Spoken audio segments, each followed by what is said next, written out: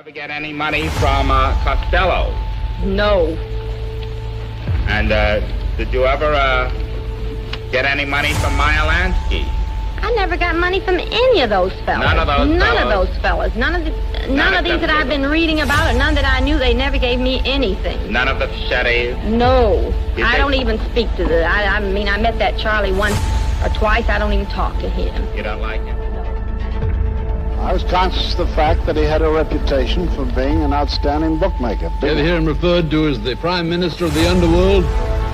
That term I did not. You're also known as Duck Corella. I refuse to answer on the grounds of an attempt to... Got any business?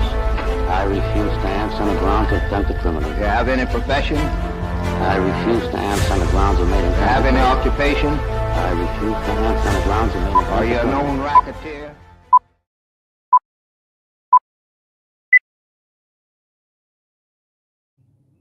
Good evening, folks. Welcome to Interrogation. We're back after a little hiatus caused by myself. We've got Jason with us here tonight, and we've got Lamar on the intelligence side, and maybe our other friend will make it tonight, but you know, life gets in the way sometimes on these things. How you guys doing tonight? Fantastic. Looking forward to another great session with you fellas. We've got some good ones for tonight. I'm actually fighting a cold, so if my voice sounds different, I'll give it my best shot. You're still sounding very McGruffish. I'll give you that, Jason, so we'll be okay. Fair enough. All right, well, let's get to it. Our first video is going to be an investigation into the murder of a young man, Kenny Bunn. Kenny has got a girlfriend, had a girlfriend. They had some issues, and of course they break up. You know how that goes. Young love, 19, 18 years old. She gets a new man, and some things happen. She's the last seen with Kenny Bunn, and then one day, and then the next day he's found next to a river with a gunshot wound, a couple of gunshot wounds. So the investigation, you know, as investigations go, you start at the victim and you work your way out to the closest people. The last person to see them alive is always somebody that you want to talk to. They get around the road there, and they decide that she's the last one that he might have been seen with alive. And that's where we're going to start this. We're going to start this with a pre-interview, our initial interview, and then it's going to go into an interrogation. But this is an interesting one to see how, as law enforcement gathers, you guys heard us talk about this before, as law enforcement gathers more and more details, they're not out front like we want them to be with the news media. Hey, today we learned. That kind of keeps some of this to their vest. And this is, you're going to see a good reason why here. They're able to bring these into a close circle to ambush. And when they realize that it's too late, and this is going to be some good examples. Let's take a look at this one.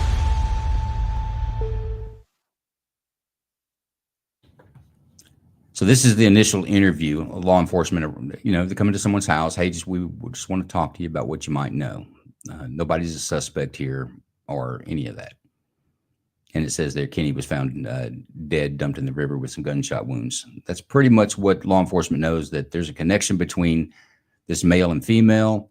I believe that's mom's lover there in the black shirt, or could be wife, whatever. And that's mom in the black jacket with. I'm a butter. Sit down. Butter. Yeah. Trust me, he knows. When people say, "Oh, don't worry about that," I'm always like. Before we get started, can I just get your basic information? Name, DOB. Yeah, sure. What's your full name? Nadia Catherine Florence. How do you spell Nadia? Nadia. Yes. Catherine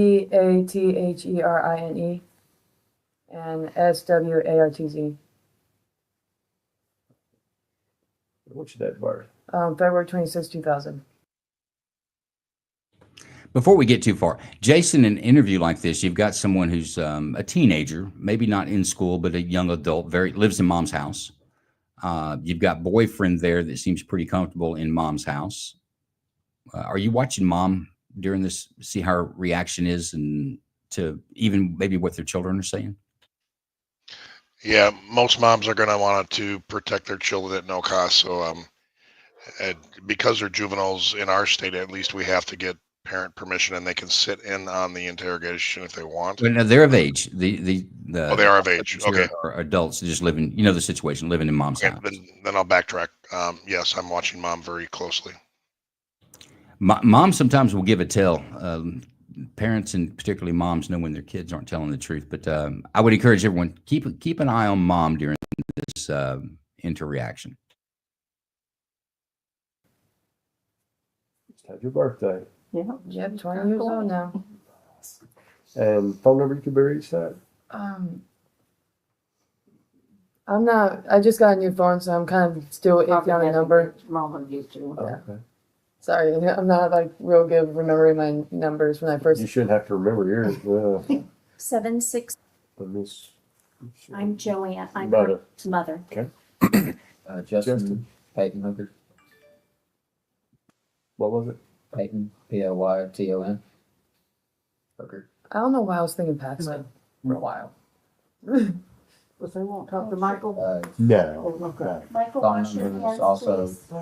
phone number is also, she probably have it. Warm water. Oh, she'll have your phone number Yeah, as it's well. also, I got the phone at the same time, so. Oh, yeah, okay. So when did y'all get the numbers?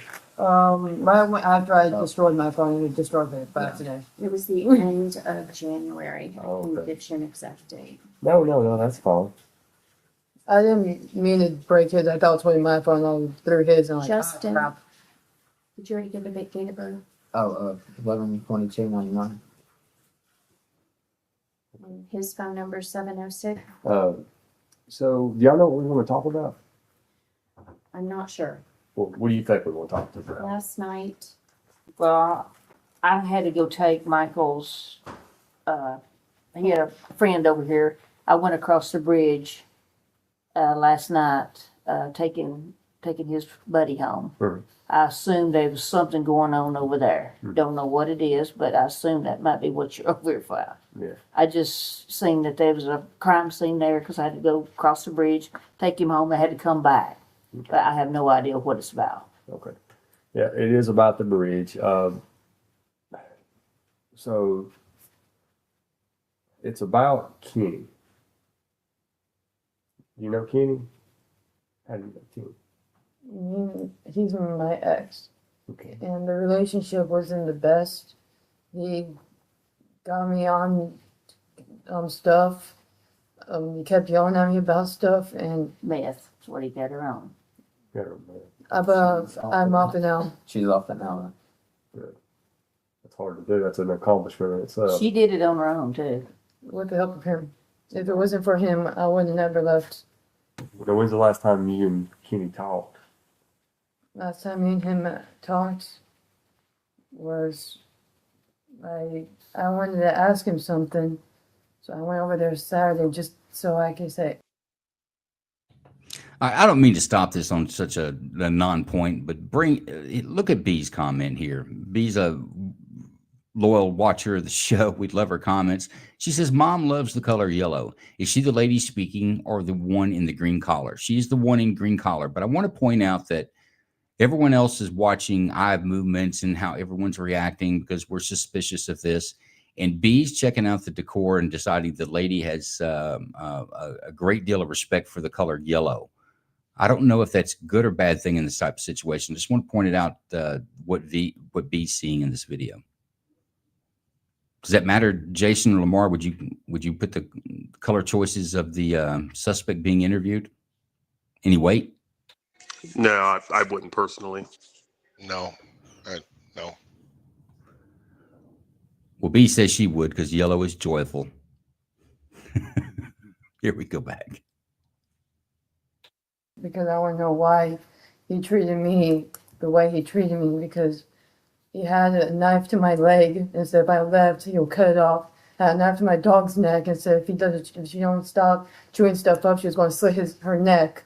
I want to know why he was so mean to both of us. Mm-hmm. Got to the point where my dog would hide underneath the bed. I got to the point where there was a couple of times where we had this dog kennel for Outlaw so we could potty train her better. The way my She's mom the gift did that keeps Cleo on and giving. Gizmo. Mm-hmm. There's times where he'll basically lock me up in the kennel and say, if you leave, I'm going to bash your head in.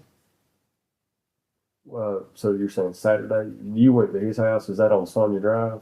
Yeah, I went to his so I could ask. I just want to know why he treated me that way. Okay. Because it hurts. Like I can't. Those memories are not going to go away. The fear I had and everything that I went through, and I just want to know why. And why he said he didn't mean it. He was still messed up on it to the point where he wasn't thinking about anybody else. He was thinking about his next fix. That's what all he was thinking about was just his next fix. Was he still using?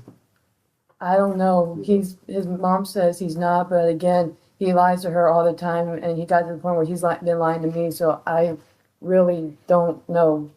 How did he get his money for his? I worked my butt off every single day, and he would yell at me when I get money. He's like, he would be like so mad at me if I don't get his next fix. So I went and got it so he could just not yell at me anymore. Mm-hmm. Okay. But I dropped him off at a gas station, and he got mad at me for I forgot what I said. I don't remember what exactly I said, but something I said ticked him off, and he said, "Pull over, I want to walk." So that's what I did. I pulled over. He got out of the car and started walking. I felt bad because I didn't want him walking from the gas station all the way back to Pat's. And I said, "Hey, can you just get back in the car? I'll drive you back over there." He's like, "No, I'm not getting in that car with you." So I said, "Are you sure?" He's like, "Yeah, I'm sure. I don't want to be around you anymore." So I just drove off. Okay. Now, what about you, Justin? You and Kenny, had you talked, or y'all having any We issues? don't really talk. Have y'all had issues? Not since like Sonic, which was like 2 months ago. Two? Yeah, he 2 went. months He ago? went to Sonic, and That's where she works at. that's Okay. that's where I work at. But he went to Sonic, and I still work there. And he was trying to get me to get him back, and he's like, "If you don't come back to me, in my books, you're considered a whore." I told him that he just needed to leave her alone, and he ended up driving off after that. Yeah, turned it like whenever he's past Justin, he smiled, flipped him off, and kept driving. So, and how old were you, Justin? 20. 20. Okay. So I know when I was 20, if somebody would have said something like that to my girlfriend, did it get a little bit more animated than that? Like, No, I know. Kenny just kept driving off. So the last time you saw or talked to Kenny was on Saturday, which would have been the 14th, I think. I really don't remember. No, it was That's the 14. 14th.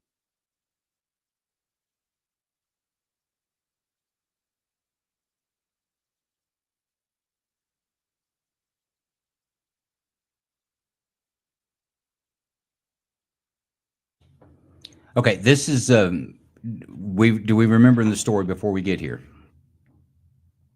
Everybody catching the story? She said the last time she saw Kenny, that she went to him to find out why you treated me so bad, and they rode around. He got mad, stopped, pull over. I went out. She pulls over to the gas station, but she felt bad, but he wouldn't get back in the car with her, and that was the last place that she saw him alive. That was pretty key there. Did you catch in the surveillance video there, everyone, that they show Kenny? It shows the young lady. They swirl around the car going back and forth, and they wind up both leaving in that same vehicle together. That's going to be key in this for law enforcement. Any questions before we go forward? Nope. No, I'm good to go. All right. I do want to ask everyone that's watching, folks, especially on X, because I can't really put out a preview for that. Give us a retweet. A quote retweet works very well. See if we can't help ourselves in the algorithm and get more eyes on what we're doing here. But a couple of days have gone by. The investigation is continued. Now they've got young Justin in the little room sitting in the chair with no wheels. Actually, I think that it does have wheels. I don't understand it, but it shouldn't have wheels. But he's in the interrogation room. The temperature is about to get turned up on this young man. Hey, Justin. Hey. You want some water or anything? Yeah. You got some water. You do. All right. You want to stop and see if I take those off, you gonna behave yourself? Yeah, I ain't, like I told everybody else so far, I ain't going nowhere. All right. Let me get the keys for you. I'm guessing this is what, or about what y'all talked to me You ain't heard about the other day? Well, hold on just a second.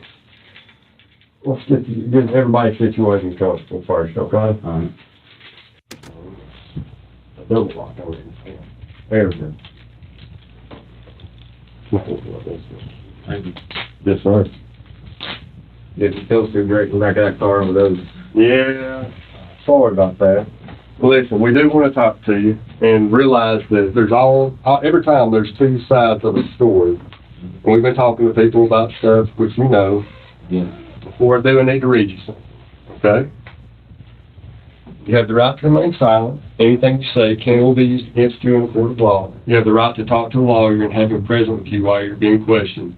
If you cannot afford to hire a lawyer, one will be appointed to represent you before any question if you wish. You can decide at any time to exercise these rights and not answer any questions or make any statements. Do you understand your rights?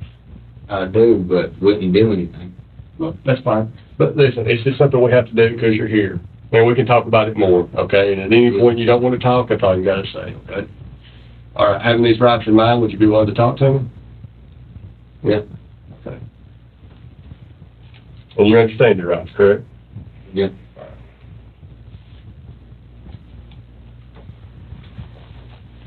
All right. Do you have any idea why we're here? You're kind of talking about it just a second ago. You guys aren't having something to do with what y'all talked to us about our own self. Mm-hmm. We didn't talk to you about it too much out there. I was still there. Yeah, you were there, but you know what we're talking about, right? To an extent. To an extent. Well, what do you know about it? I know y'all found the body, and I know that y'all questioned her because she was the last one seen. Brings us back to the interrogation room where we began, with Justin Hooker now facing formal questioning.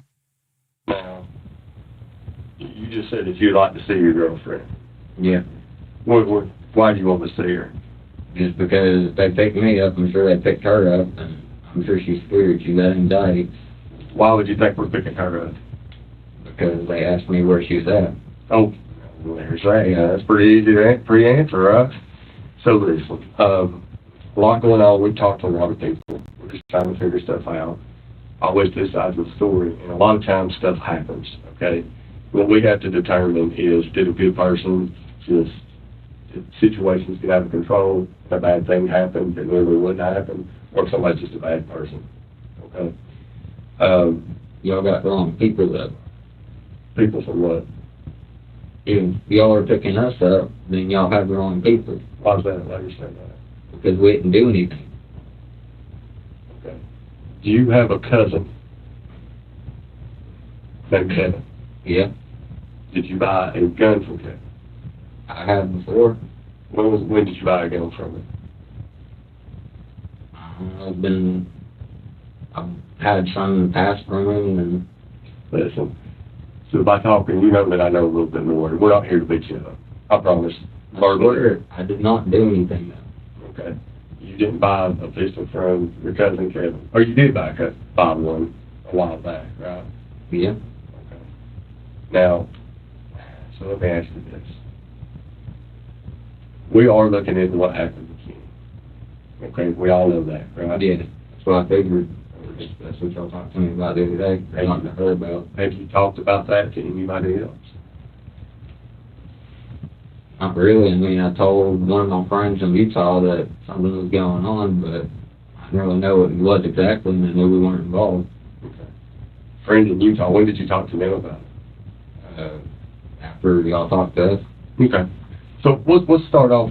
Let's do some basic stuff here, okay? But you and Nadia live in the apartments, Skyline apartments, together. Okay. How does she normally get to work? Now I was confused. Does her mom come and she drives her car? Is that the Honda? Yeah. The blue Honda CRV, or is an SUV, right? It's not exactly an SUV, but like a hatchback. What's the smaller? Yeah, but it's not a car, but it's not like a Tahoe, or it's like right in between, right? And what hours? When does she work? Just whenever. Usually daytime, but. So does she work on Saturday? Not Saturday, because she was with me Saturday. Oh, so she can work with you when you're working for Whitco.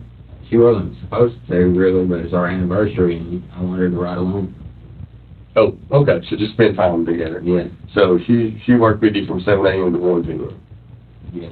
And you could have been in your trunk or your car. Now, so what do? Do you drive from y'all's apartments to Whitco? Yeah. And then you get, I guess, a delivery truck, one of the three-day trucks, do your routes and stuff. What did y'all do once you got done working?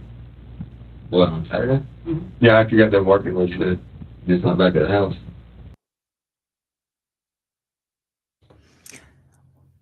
What are you guys' judgment on his demeanor at this point? So I found it interesting that the investigator showed a little bit of leg. So he basically said, "Hey, we're here talking. You understand we know a little bit more than you think."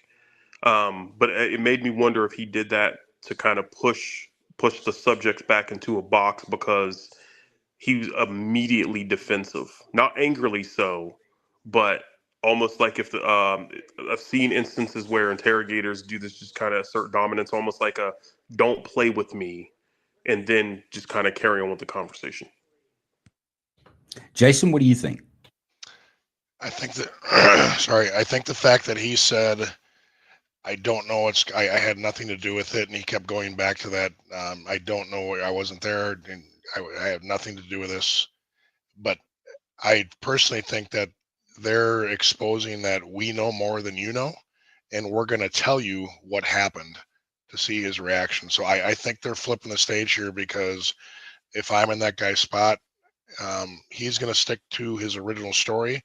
So I'm going to create the story for you and let him respond to what I know. What are you picking up, either one of you, on body language or his just physical demeanor?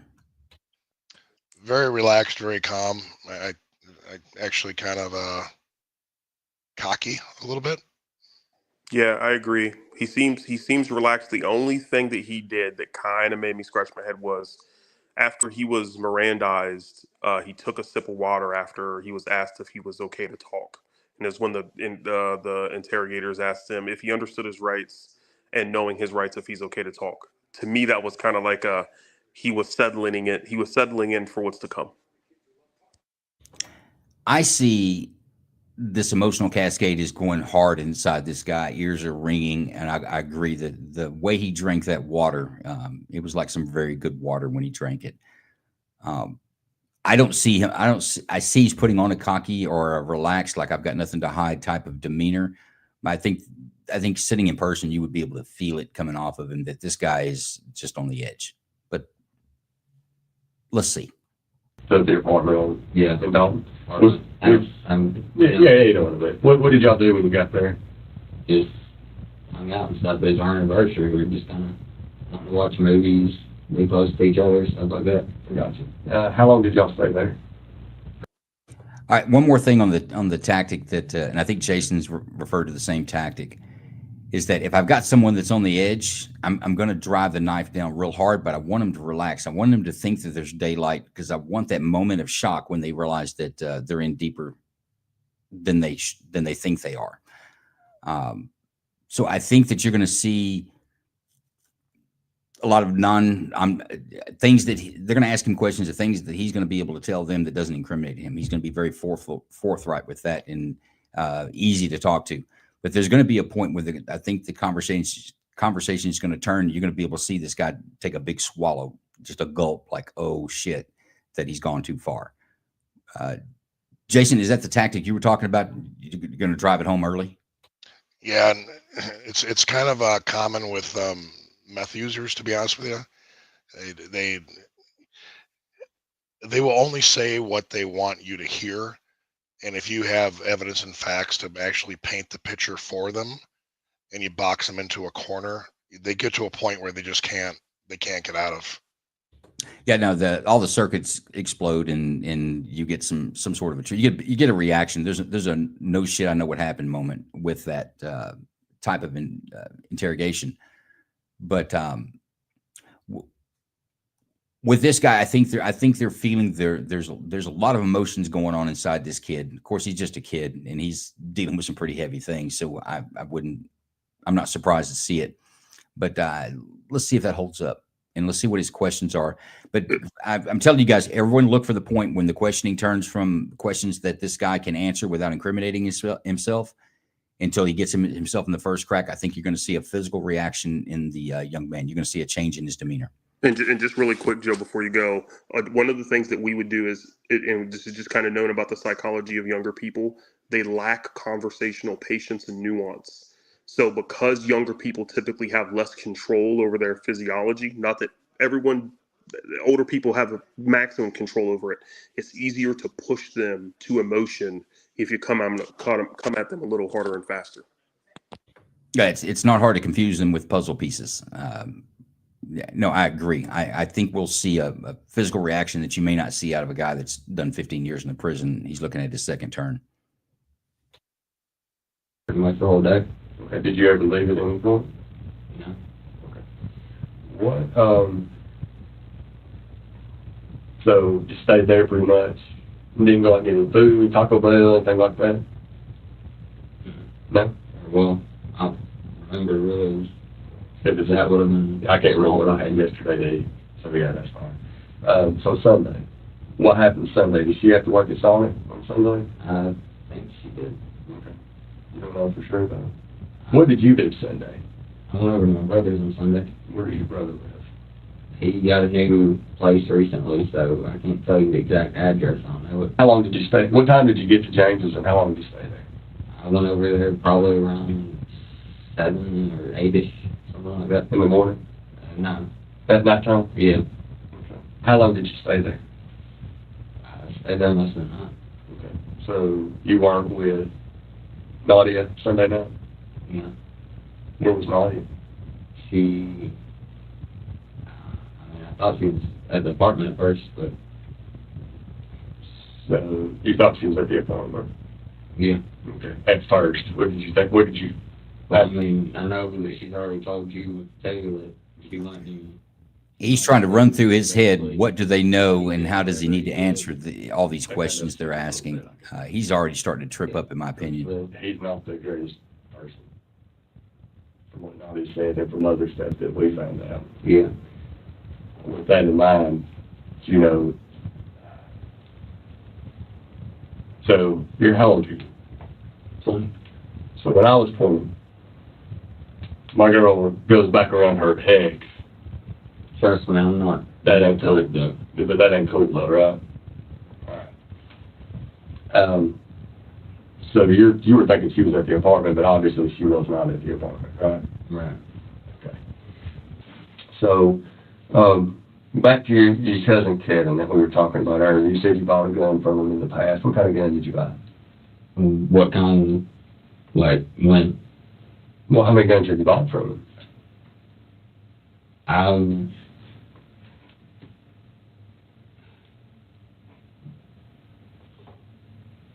I'm not trying to get my cousin in trouble, man.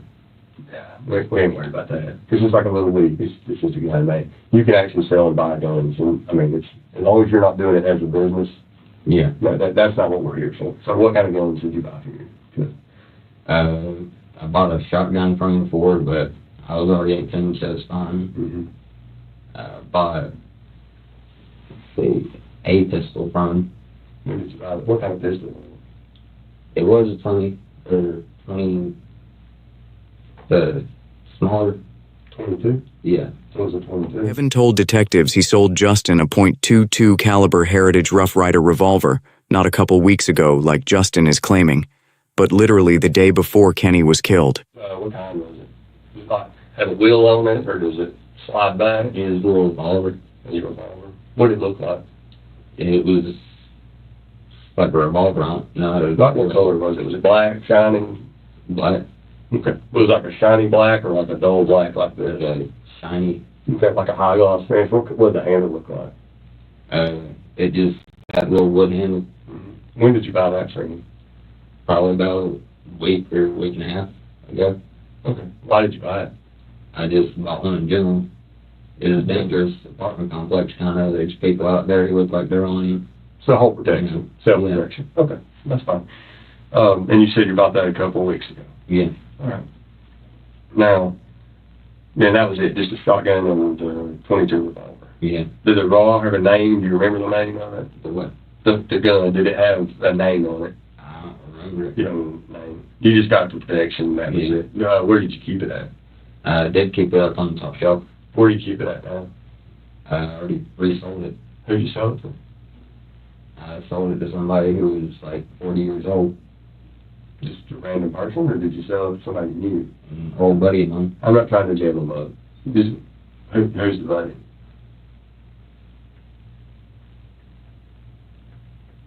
Listen, I know that you bought the gun on Saturday. I know that you didn't face your brothers because I talked to James today. I talked to Kevin today. Okay? I'm not trying to jam you. Listen. I'm not trying to jam you up. But we know more. Okay? You know that we know. We didn't just show up for you for no reason. We didn't just show up for Nadia for no reason. Okay? We're not here to jam you up. I understand that stuff happens. Sometimes good people get put in bad situations by other people. I think Kenny put you in a bad situation. Right? I was 20 years old. I know what it's like when a guy comes around your girl. He has no business. Listen. I know what you talked to. We talked to these people. I know the statements that you made to them. Okay? I'm not just making that up. You know that I know that. I know that after something happened at the bridge, that you and Nadia went back and got the cell phone off Kenny. I know these. How would I know this stuff? Unless I talk to the people that you've already talked to. Okay? You make comments to your brother, and you make comments to your cousin. Listen, it's your brother. I understand. That's a tight bond. I have a brother myself. But your brother has kids. And you don't want to put his kids in any type of situation, do you? Yeah. So we got to sort this stuff out. Okay? Now, it's very important. Okay? I know you're scared. This is a very nervous situation to be in. Okay? But what you got to realize is we're not here just by chance. We didn't pick you up by random. Right? We know. And the best thing to do is just come clean with it. Because right now, Nadia's going to talk with it. That's fine. All right. And well, we got I want a lawyer. Very clear about that. I guess that ends the interview. Give me what's you guys' impression about the GBI investigator there with the hat on, his glasses up, and doing most of the talking. Do you think he's doing a decent job? I mean, I don't want to step too far out of my experience because I was never law enforcement. I was on the intel side, but it seemed like he closed the door too quick before he was reading the subject. He kept trying to do leaving an open door. We would call it, varying degrees of appeals to emotion or loyalty, or something we would say honor up or loyalty up. Trying to say, hey, sometimes bad people do, sometimes people are in bad situations. We're not here to jam you up, et cetera, et cetera. But they just weren't landing with the subject. Jason, what do you think? I think he was moving too fast. I would have slowed it down. He was doing good. He was tying in relationships and getting to build up that relationship and trust at the same time, forcing the issue. I would have slowed down a little bit. I agree. I think he's doing what a lot of interrogators or interviewers do is a huge mistake. He's talking too much. Should have let this young man talk a little bit more. He's going to box himself into a corner. But he has laid down, he's like, basically, I've talked to all, what's going on in this community? I've talked to them. He didn't really say who. But this kid is thinking, damn, how many people did I brag to killing this guy about? Or what things did I've said that all these holes in his story that he's trying to figure out a way to navigate it like a landmine in his head. And it's overloading him. But I think he pushed him to an attorney. He unloaded on him a little too quick, and he should have just listened. Any future interrogators out there, the best thing you can do when you go into an interview room is ask a pertinent question and sit back and listen and see where it goes. Even if he takes you down the road somewhere, it's a benefit to you, and it looks good in court when they talk crazy in the interview room. All right, let's finish up and see what happens with his attorney. I already have the lawyer in mind too. That's fine. Can I make a phone call too? You'll be able to make a phone call on the back. All right? Go ahead and just stand up and we'll put your cuffs back on you, all right? Carrying fences water. Yeah, go ahead. It's like, yeah, some damn good water. Now, the emotional cascade I talk about, folks, you're going to be able to see it come out here in real time. He's been keeping it behind his forehead, running down the inside of his chest since he's been in this room, especially since he's been in this room. There's no audio of this, but watch him. It's sped up. But he is running through all the gravity of what's going on there, and he realizes how many holes he's got and how screwed he is. And remember, Nadia is in custody as well. Yeah, another thing that's notable about this is, I think we've covered this in previous episodes. This part we would jokingly call letting the subject cook. They're in a room by themselves. It's silence. They're taunted by their own thoughts. I'm going to interrupt you. At the point of the lawyer, he's no longer he's cooking all right, but it's not like they're going to be able to come back in and resume it and try to pick anything up because he's invoked his attorney. He wants an attorney present, so it's kind of over with. But now our audio's back. Listen to this guy's breathing. Now remember, he's baking like you said. And if he hadn't invoked an attorney, this would be the time to come back in, and maybe a little bit before this, be the time to come back in and let him give up the goose. But let's see what happens with this kid. You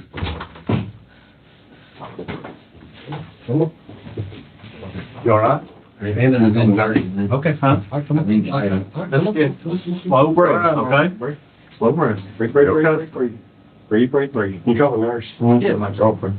Just breathe. Breathe. Do breath. We got to focus on you right now, okay? Just breathe. You can't talk down. Important.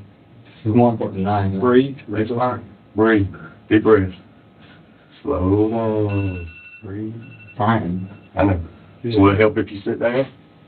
And we don't want you falling out on us, okay?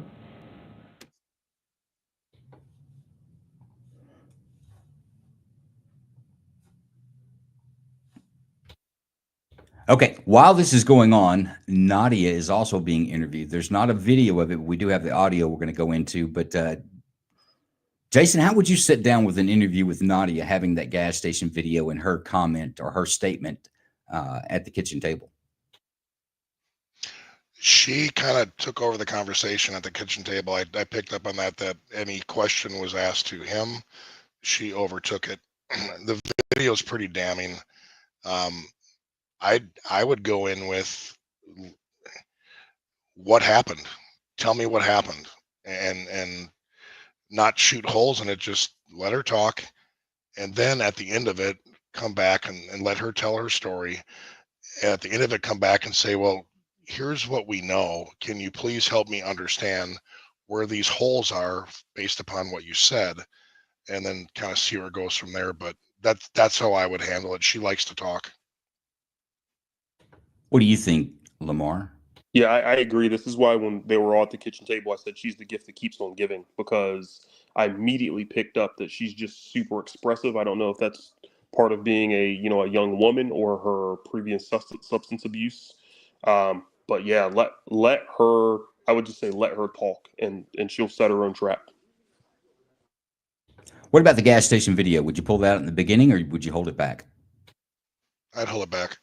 Yeah, I would wait until she retells the story about the last time that she saw him, and then once she seems committed to that, that's when I would drop it on her.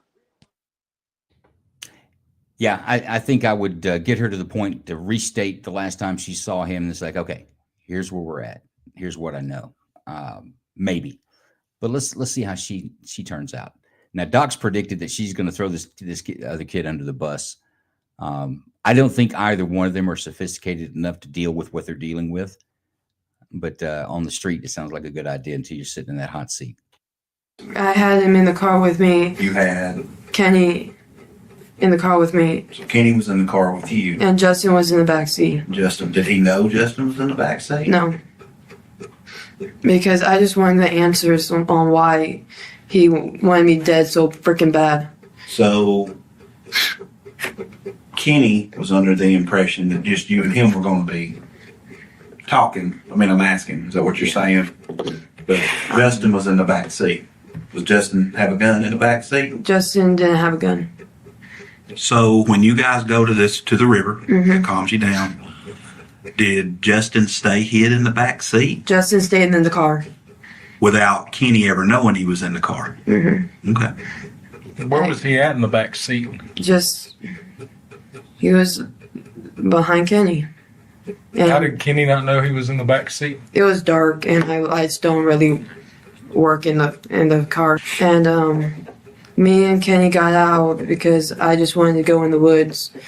Justin walked behind me just to make sure I was safe.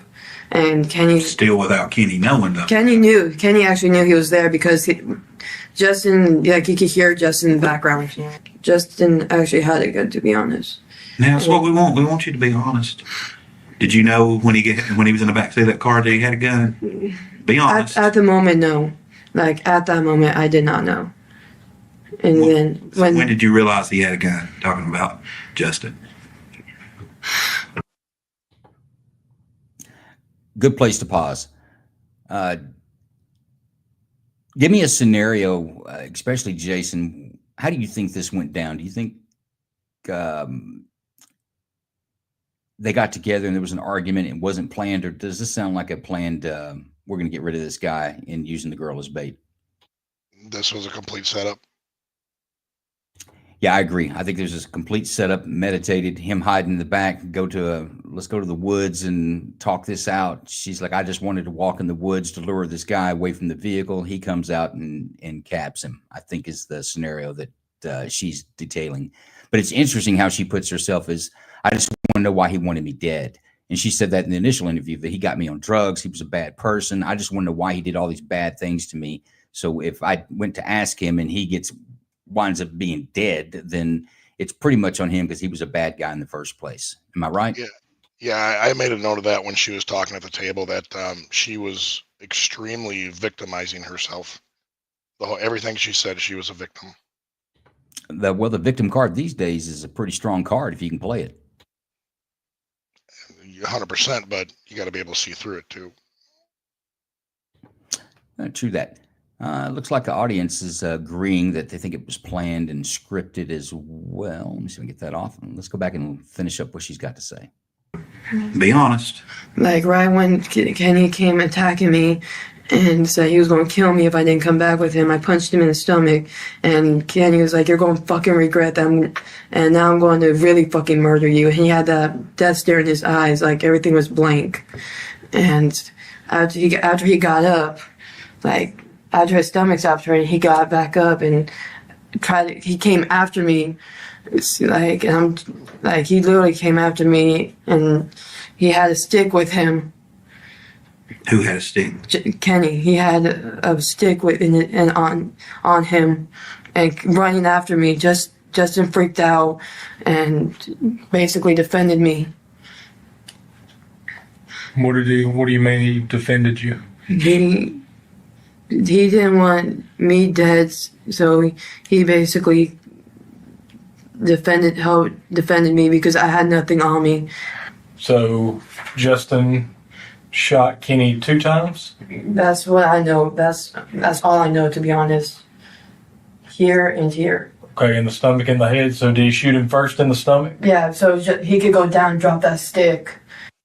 Following their arrest and interrogations, Justin Hooker and Nadia Swartz were both charged with the murder of Kenny Bunn. Despite Nadia's numerous claims during her interview that Kenny had abused her, investigators found no evidence to support these allegations of abuse.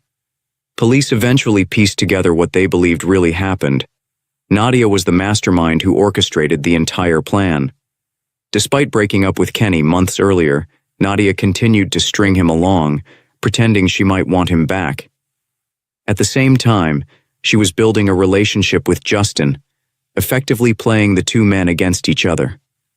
Investigators discovered that Nadia had a dark fascination with death and murder, and saw an opportunity to manipulate Justin's feelings for her. Text messages and jail phone calls revealed how Nadia convinced Justin to purchase the gun and join her plan to kill Kenny.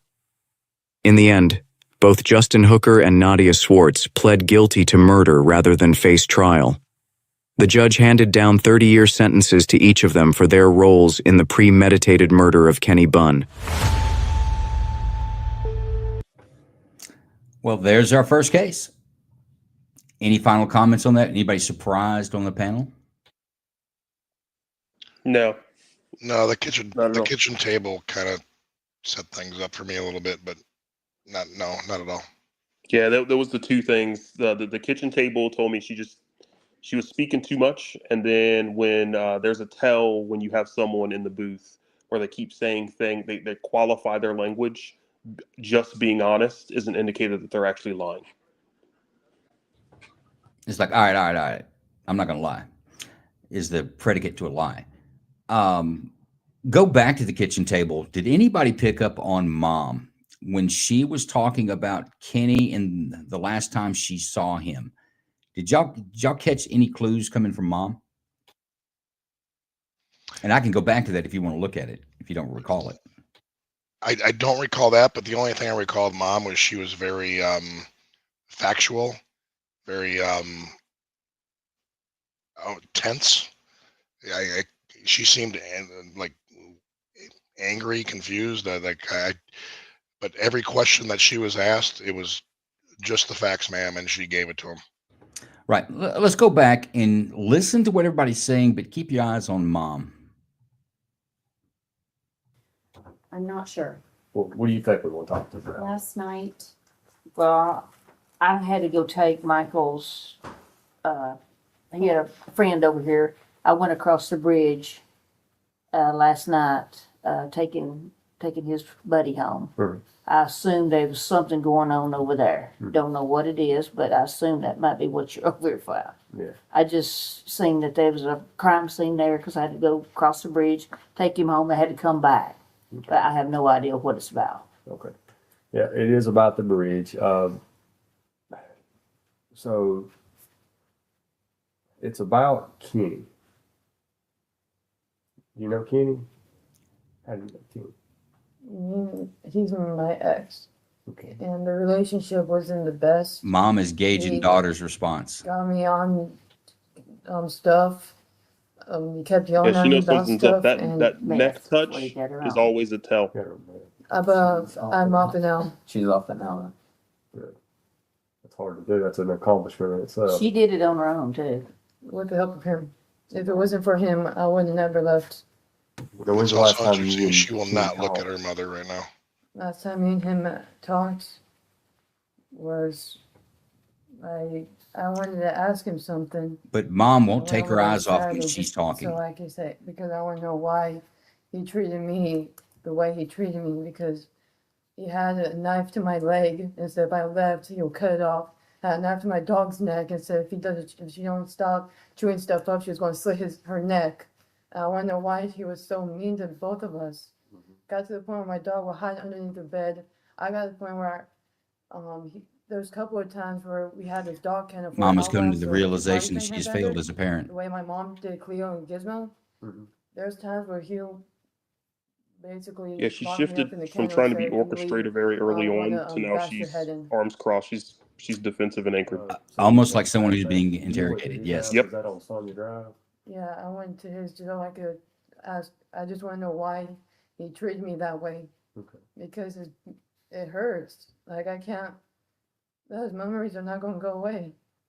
The fear I had and everything that I went through, and I just want to know why and why.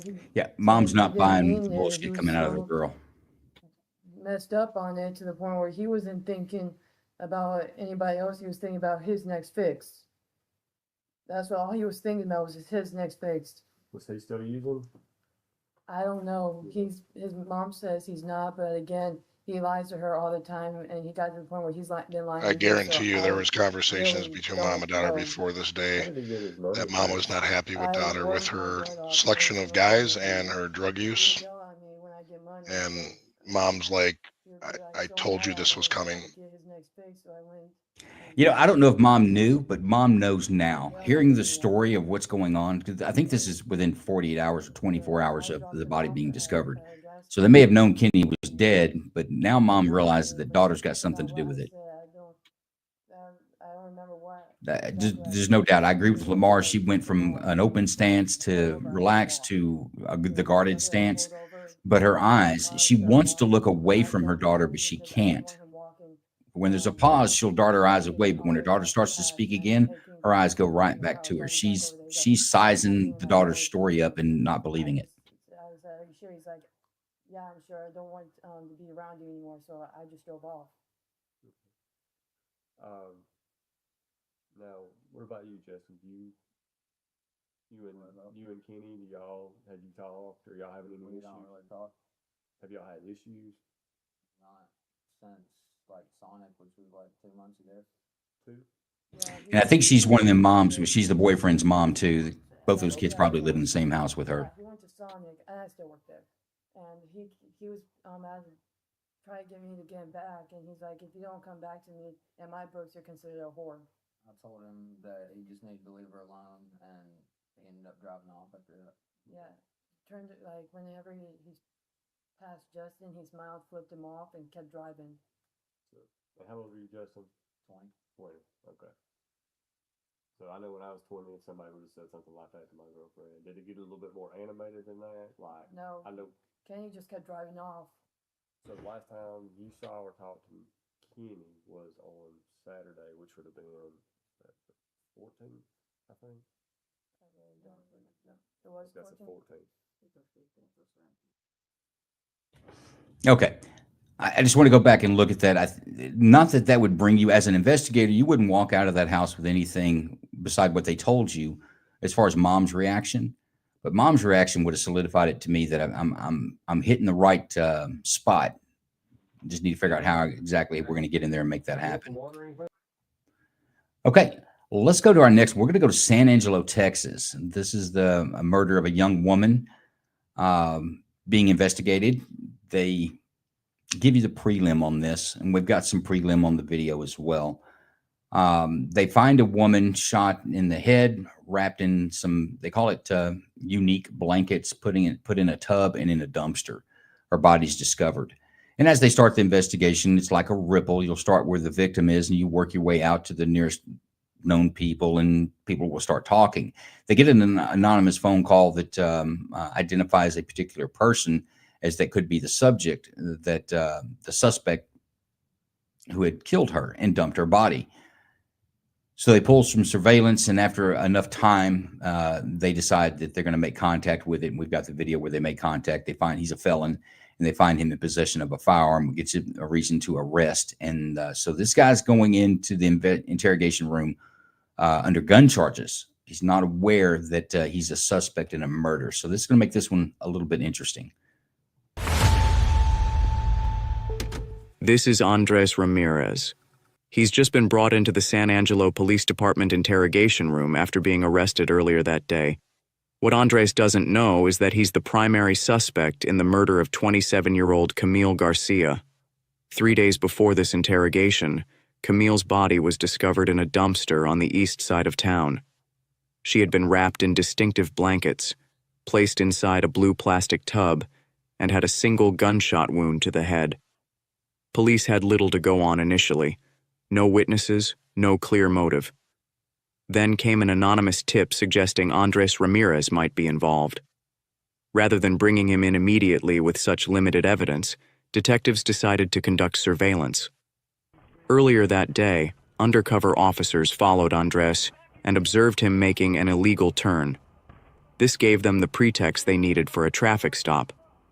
During the subsequent search of his vehicle, officers discovered an unregistered 9mm handgun, something Andres, with his prior felony record, was prohibited from possessing. The gun alone was enough to make an arrest, but it also potentially connected him to Camille's murder. However, at this point in the interrogation, Andres has only been told he's being charged with illegal possession of a firearm. The detectives have deliberately withheld any mention of the murder investigation. I introduced myself earlier as Sergeant Allwine with the Sheriff's Office. Sergeant Corey Speck. What's your name? Andres. Andres? Okay. Nice to meet you, man. Andrew. Andrew? Yes. Okay. Hey, that's my name. Is that your name? That is my name. Yeah, we're good. No, we're good. Shut the door? Yeah, shut the door, please. So, Andrew, you got stopped today and said that there was a weapon in your vehicle. Yes, sir. I admitted when it was Right on. asked. Okay. Before, you're in custody, you know that, right? Yes, sir. You're under arrest right now. They arrest you for the No, driver's license yes, right sir, now. yes, sir, yes, sir. Okay, but so just because you're under arrest, before I can talk to you and ask you any questions, I gotta read your rights, okay? Yes, sir. Are you aware of your rights? Before we get into the rights, so the stage here is this guy doesn't know that they're looking at him for murder. Felon in possession of a firearm. There was good reason to arrest. Only thing you have to tell the guy, you're under arrest. Now these are Texas sheriff. This is Texas Sheriff's Department, San Marcos, Texas. Pretty good sheriff's department there. Now pay attention to how these guys, and some of you other guys in other states may kind of laugh at them. They seem like Columbo, like they're dumb, but these are some very good investigators here, and what they're doing is top notch. I haven't seen all the verbal on this. And well, you guys, you'll understand what I'm talking about when you get towards the end of this. This is some great stuff that you would not want to be a defendant going to court in, and they get this guy to go through all of it. But pay attention to how smooth these Texas Sheriff's Office or Sheriff's Office investigators work. I just thought I'd throw that in there. You don't want to say anything, Jason, before I start? It just because they're from Texas doesn't make them great, Joe. The great state of Texas. That's how the name goes. I don't. Where do you think that came from? Here we go. Rights. Ever had them read to you before? Yes, sir. I'm pretty sure. Okay. I'm going to read them to you. As I read them to you, will you please initial next to them once I tell you? Oh, Burton is corrected. It's San Angelo. San Angelo, also a good SO there, but San Marcos as well. These are good guys. Initial next to one, and it's only if you understand the right, okay? All right, and what are we exactly on? This is your rights, okay? All right. You have the right to have a lawyer present to advise you prior to any counseling. If you understand that, will you initial next to one? Give me a minute. Okay. Yes, sir.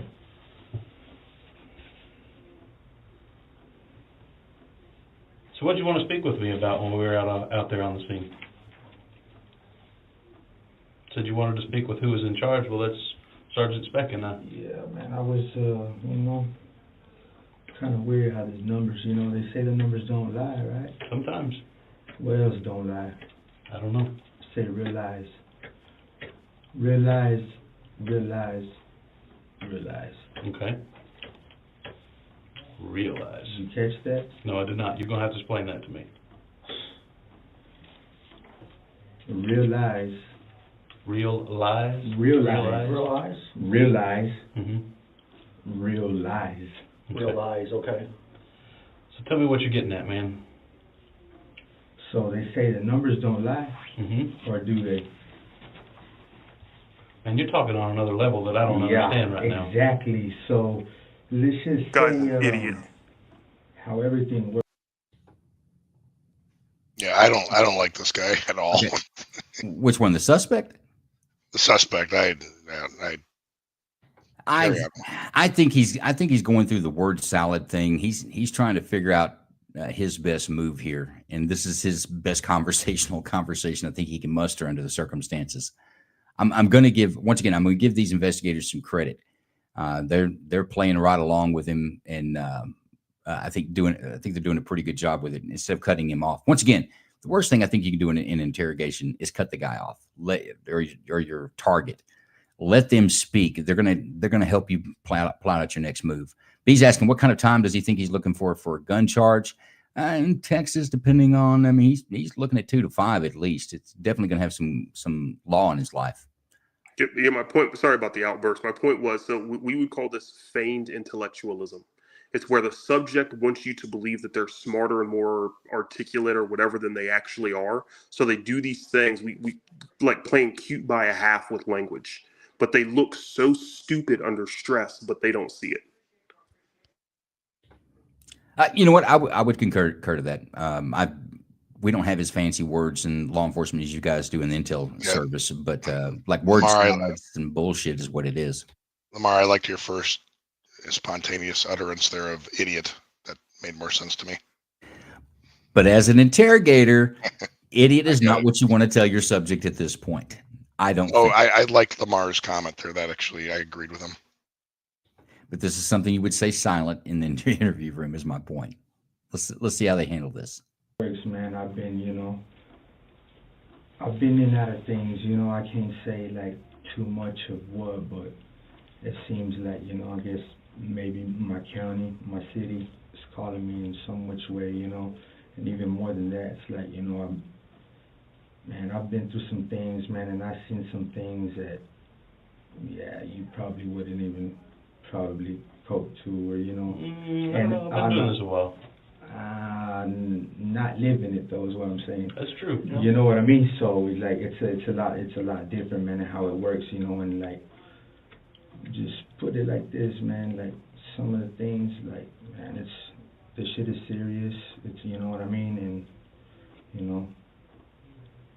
don't know how to explain it, man. But yeah, it's like kind of the way things happen and shit. You know what I mean? The way I seen it, And they say the root of all evil is money, but yet you come back to it and you look at the money, it says, in God they trust, you know what I mean? So at the same time, I've never lost my faith in a lot of things that happen.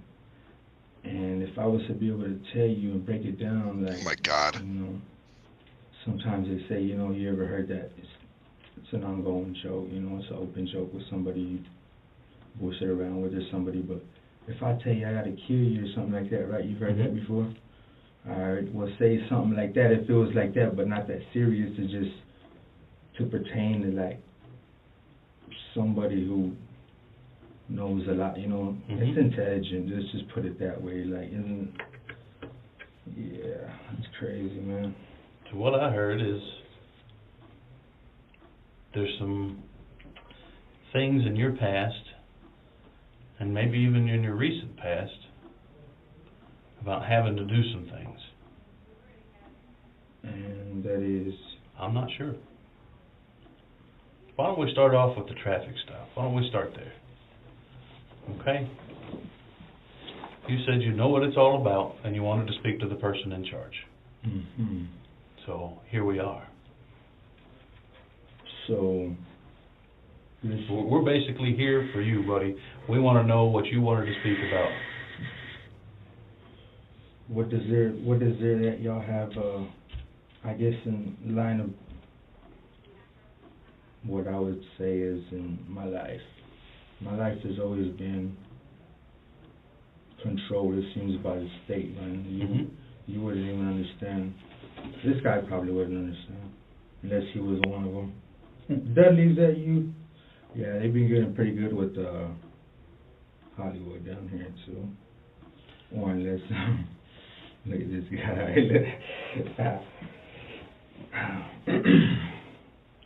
Y'all wouldn't happen to have some water or something? Absolutely. I'll get some water. Be right back. Please, sir.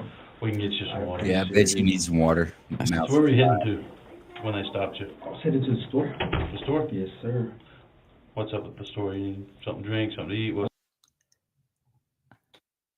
I'm going to come back again, folks. Pay attention to the guy and try to figure out if you can see the emotional cascade, the waterfall of emotions that's happening inside, because it's a raging river in this guy, just like it was in the other. But if you watch close enough, you'll see that poke out every now and then in his times of uncomfortableness, because he's doing everything he can to keep it together. And if you guys want to comment on that, if you agree or disagree with me, but that's what I say, that this guy is. On the inside, he's on fire. Yeah, I agree with you. And one of the signs, like I said this before, your physiology will betray you. So that need for water is a byproduct. He's nervous and he's getting cotton mouth. And the more he tries to talk and dance around, the more he's breaking down before us. No, I agree. And a lot of times that leads into them saying weird things, and the word salad, and what they think in their mind sounded good, when it comes out of their mouth, they sound ridiculous. And I like the point when they get tangled up in it and they just have to give it up or get an attorney, one of the two.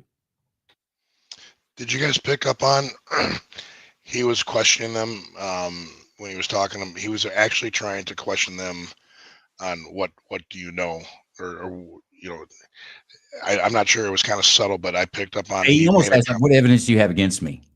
Yeah. No, I picked up on that. Okay. Yeah, and he realized how bad that sounded about halfway through, and he tried to change it up, and just ended up going into word salad again. B's asking, was Camille his girlfriend? There was a sexual relationship. I don't know if it would be classified as a traditional boyfriend-girlfriend, and you'll see how he explains it at the end.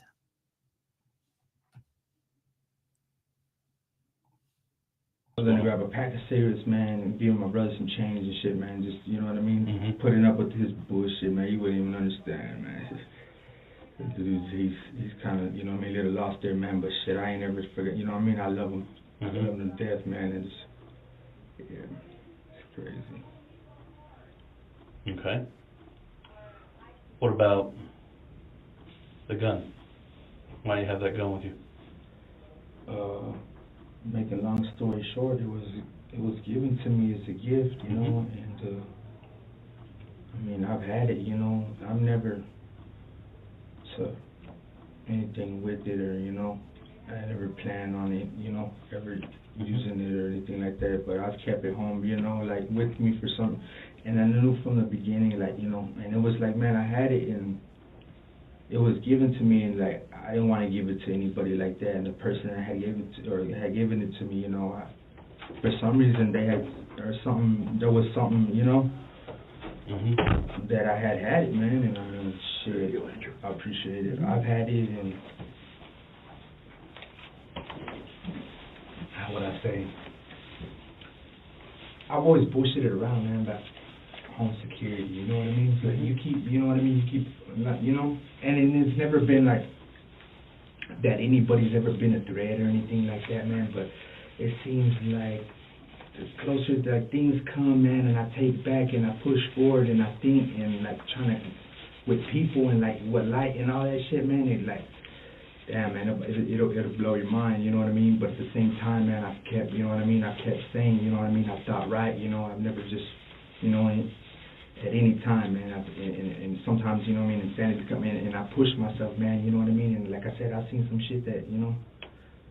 I'm sorry, but I'm on mute laughing my ass off. Yeah, it's been unbelievable sometimes, man. Like, you know what I'm saying? Like, you know what I mean? People think and believe and shit, man, and I can break it down to you like what? Be like, like, you know. I mean, think about it. Alphabet. Tony, how many letters? 26. 24? I think it's 26, isn't it? Oh, Greek? What's the last letter in the alphabet? Actual, like, I mean, it depends on how you take it, English, you know what I mean? So let's focus back on today. Right. You're going a little far out there for me. No, that was on the alphabet. I'm not even sure how many letters are really there. Exactly. It's like all in the naming and shit, man. It's just like what people have added to it and shit. Like you don't see it how, you know what I mean? Like, you know, it's serious, bro. It's like, you know, Well, now we're laughing at him. What clues are we getting from the way he's talking? He's a fucking idiot. Right. Is there anything else? He's extremely uncomfortable. He's dancing around. He doesn't have a coherent thought.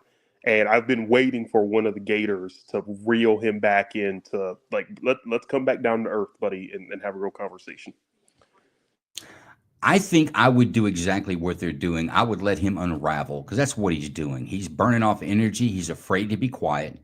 He's afraid to really let them talk too much. He's trying to talk around them, but he's just saying nonsense.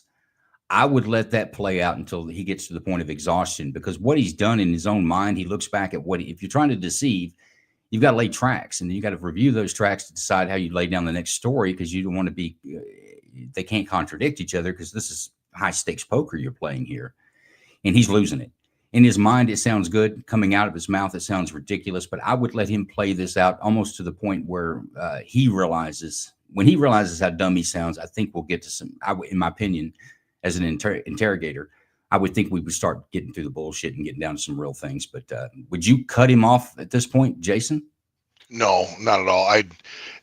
If he's a suspect in a murder and he thinks he's in there on a gun charge, he's trying to protect himself from that murder and just take the gun charge.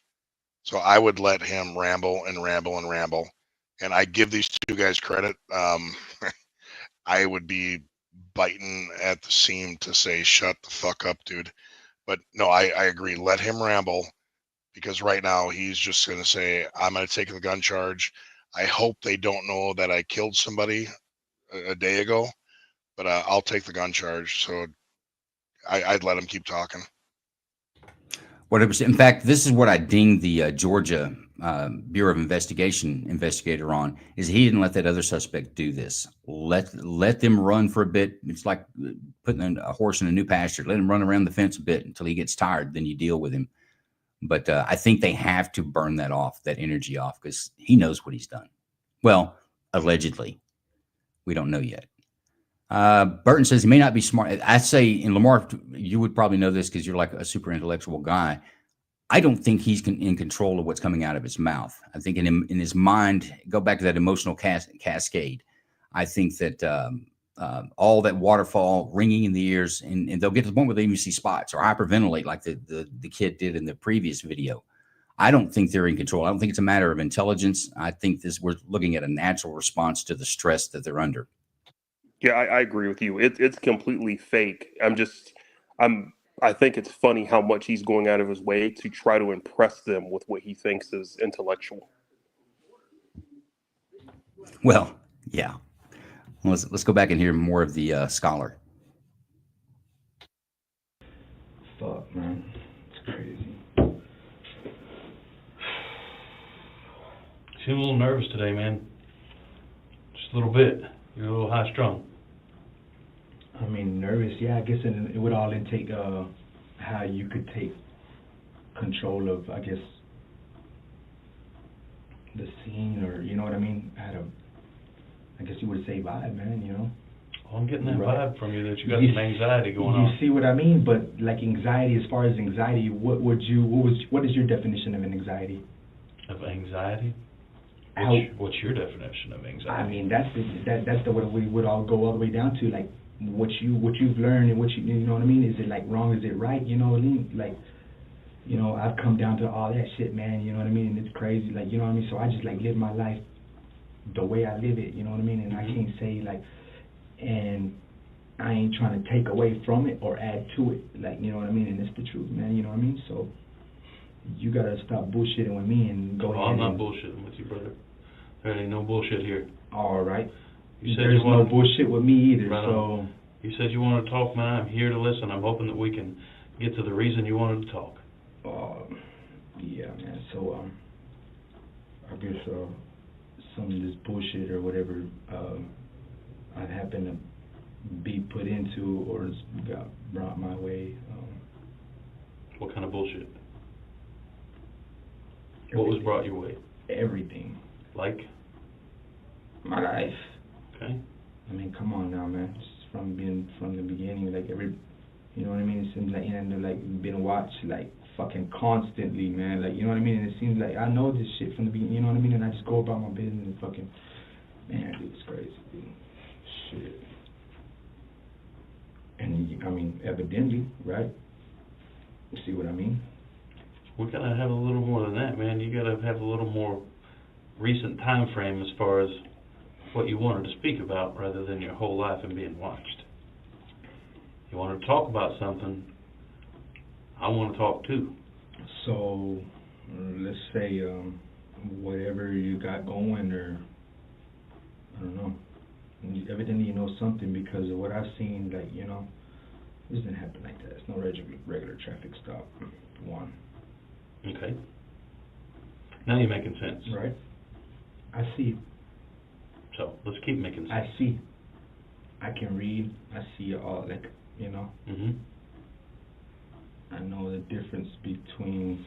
Well, tell me why you think we're here like this, and why you think the traffic stop went down like that. I think maybe y'all have something to do with something that happened, as in maybe even somebody being killed. I'd say you're probably right on track. I'd say that's the most intelligent thing you've said since we walked in. You were right on. You could have been, you know what I mean, that from the beginning, like, you know what I mean, you had to even cause your scene and all like this. Yeah, I don't, you know. Are you familiar with what we're trying to look into? Yeah, possibly very familiar, or at some type of, Let's talk about vision, it. you know. Let's get it out there. Tell me about your vision. Tell me about what you think we're here for. Why you think we need to talk about it. I think maybe y'all are trying to investigate something that happened to somebody, you know what I mean? Mm-hmm. And some way, somehow, I guess maybe I have a tie to her, or is in, you know what I mean? So, who's that somebody? What's her I- name to you? She goes by many different names. Man, I've known her, I guess C-Doll, that's, C-Doll? Yeah, suppose that C-Doll, was Cash, Cammy, something like that. that's the thing though, man, I've never, you know what I mean, there's a, you know what I mean, I guess a dude that she's with or something, you know, supposedly that, you know, I don't know, man, she's with everybody, it seems like, you know what I mean, matter of fact, right down the road is one of the main parts where she comes from where I stay, my brother, right down the street from, right there, man, the corner, you can't miss it, you know, they're always right there. Yeah, I picked up on that, Burton. You know, Good call. that's from where I know her from, where I seen her walk to and things like that, so. What do you think happened to Cammy? What do you want to tell me about it? As far as I can see and hear things that in your speech that you want to talk about it. Right. I mean, as far as I know, man, I don't know, you know what I mean, anything about the girl or anything like that, but let's just say that from what I know of her, like, it's never been like something normal or anything like that. Like, I don't know how to put it to you, or I don't know how to explain to you, like.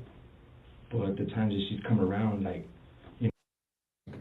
Okay. I think they've let the horse run around the corral. He's starting to come around the fence, and they're getting close to trying to put a bridle on him. But it looks like he's walking with them. Wouldn't you agree? Yeah, now. Yeah, and I don't know if you can call this the great state of investigators, because this guy is the dumbest person I've ever seen in an interrogation. Okay. Sorry. Let's see how it turns out. Let's see how it turns out. You know how I met her, I don't even like really know her, you know what I mean? She's my brother's friends, you know what I mean?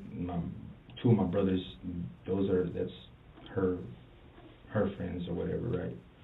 But anyway, so when I come into the house and whenever I moved up in there, the girls come in there and, you know what I mean? And it's like, I'm not them, man. Like, the fuck, you know what I mean? Like, you know, and I might have a girl, you know what I mean, come by or something, and like, who's this girl? And like, shit, man, I don't know her, you know what I mean? She, oh, you got her.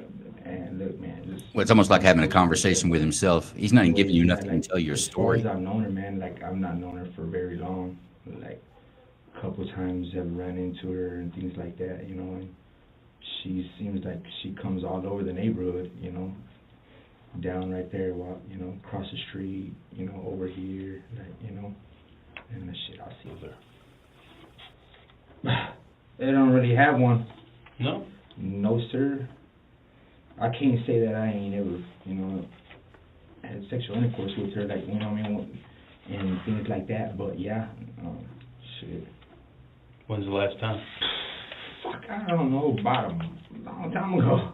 Really? Because you just told me you hadn't known her that long. That's what I'm saying, like, I haven't known her, you know, weeks, you know. So when did you last have sex with her? Shit. I would say... Stumbling. Months ago, probably. 2 months ago, maybe. Give or take, something like that, maybe. 5. And I would probably say, yeah. What'd she say? 3, yeah, it's about 2 months, I would say. Would you say she's a pretty girl? Yeah. Yeah? She was but I don't know. She's pretty. I mean, I've seen her. She's a good-looking girl. I mean, it's okay. We're all guys here. It's okay. Say, you know, she's a good-looking girl, and you were attracted to her. That's fine. Yeah, and some of the times that I've seen her is not too. She looked pretty attractive there. Oh yeah. Sometimes. She's not an ugly woman. I'll tell you that. Yeah. She's not ugly at all.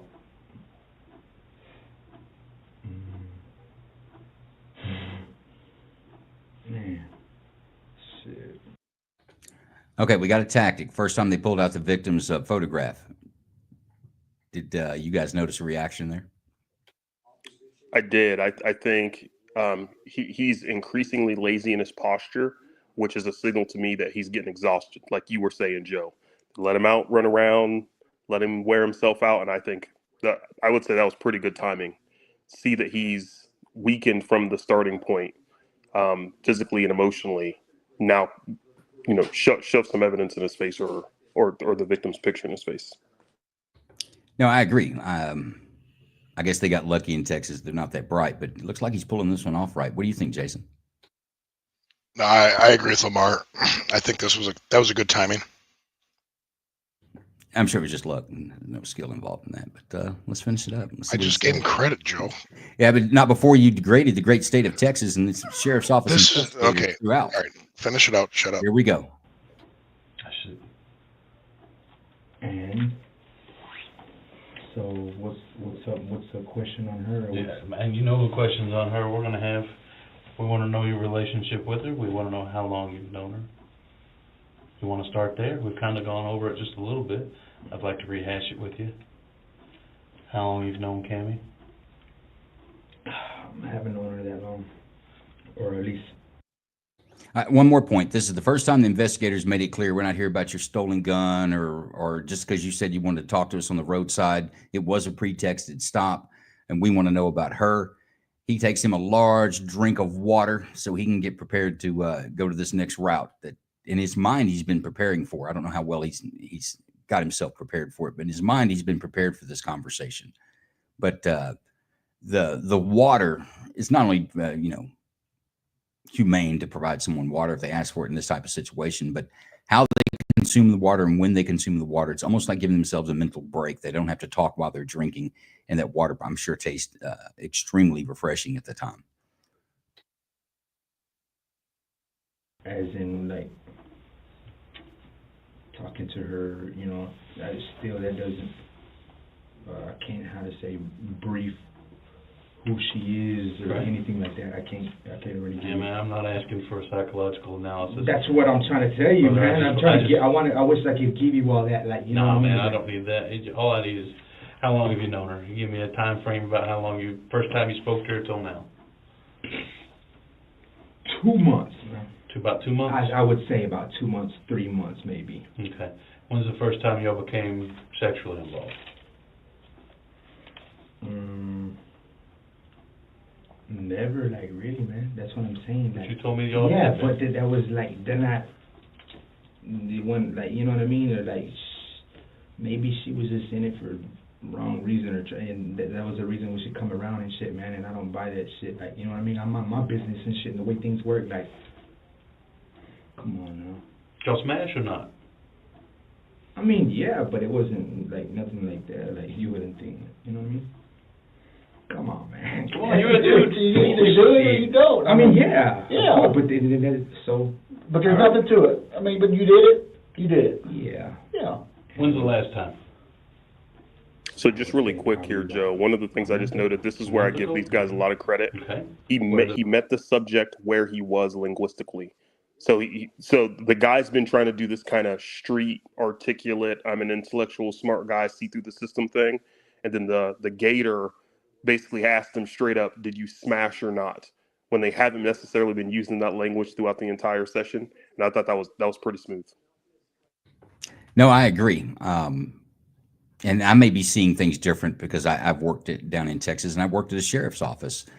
But some of the finest interrogators I've ever seen are these, like you're talking to your preacher, smooth talking guys that are good at listening, but they know when to stab it in the heart. Jason, do you want to say anything? You were the one who besmirched the reputation of these investigators. No, I did.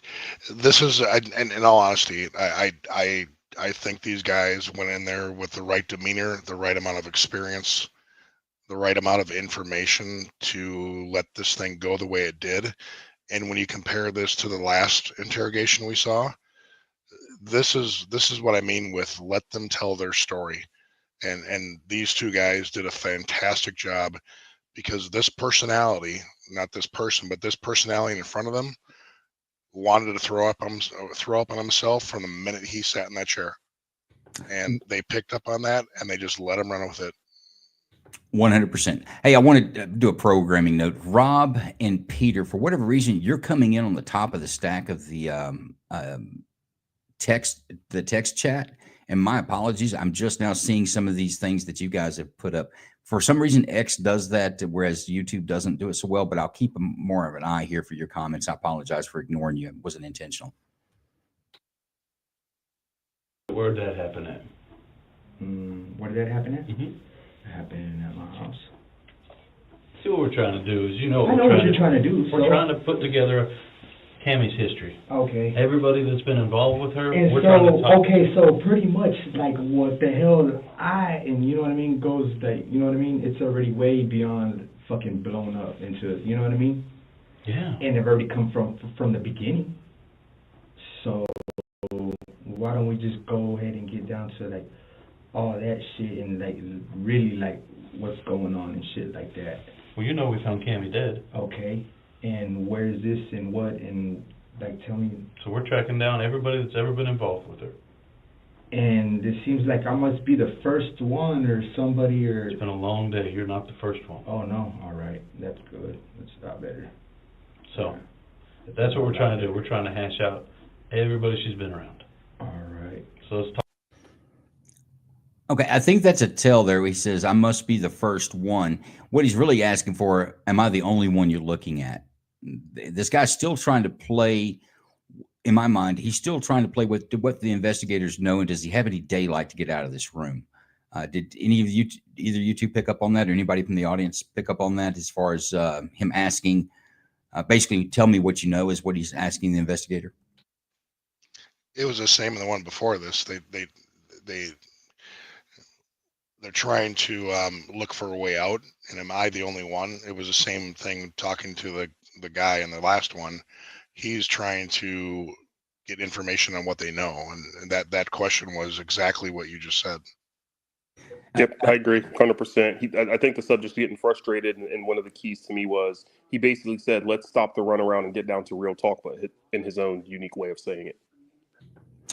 Correct. And I think the investigators are playing this right, whereas I don't think, and once again, I'm not throwing shade on the Georgia Bureau of Investigations investigator. I think that if they had just held his cool and not laid out maybe how many cards I've got against you or what I know necessarily, or putting the bluff out that I know more than you think I do. And I will say I'm even more inclined to do that with a lesser sophisticated subject like this kid. I might as like, look, man, I already know pretty much everything, so give it up. I might have pushed him like that Georgia investigator did, just because of his lack of sophistication. But I'm going to give them something on this. They're dancing with this guy correctly, and they're pushing just the right buttons when he sends the correct clue, in my opinion.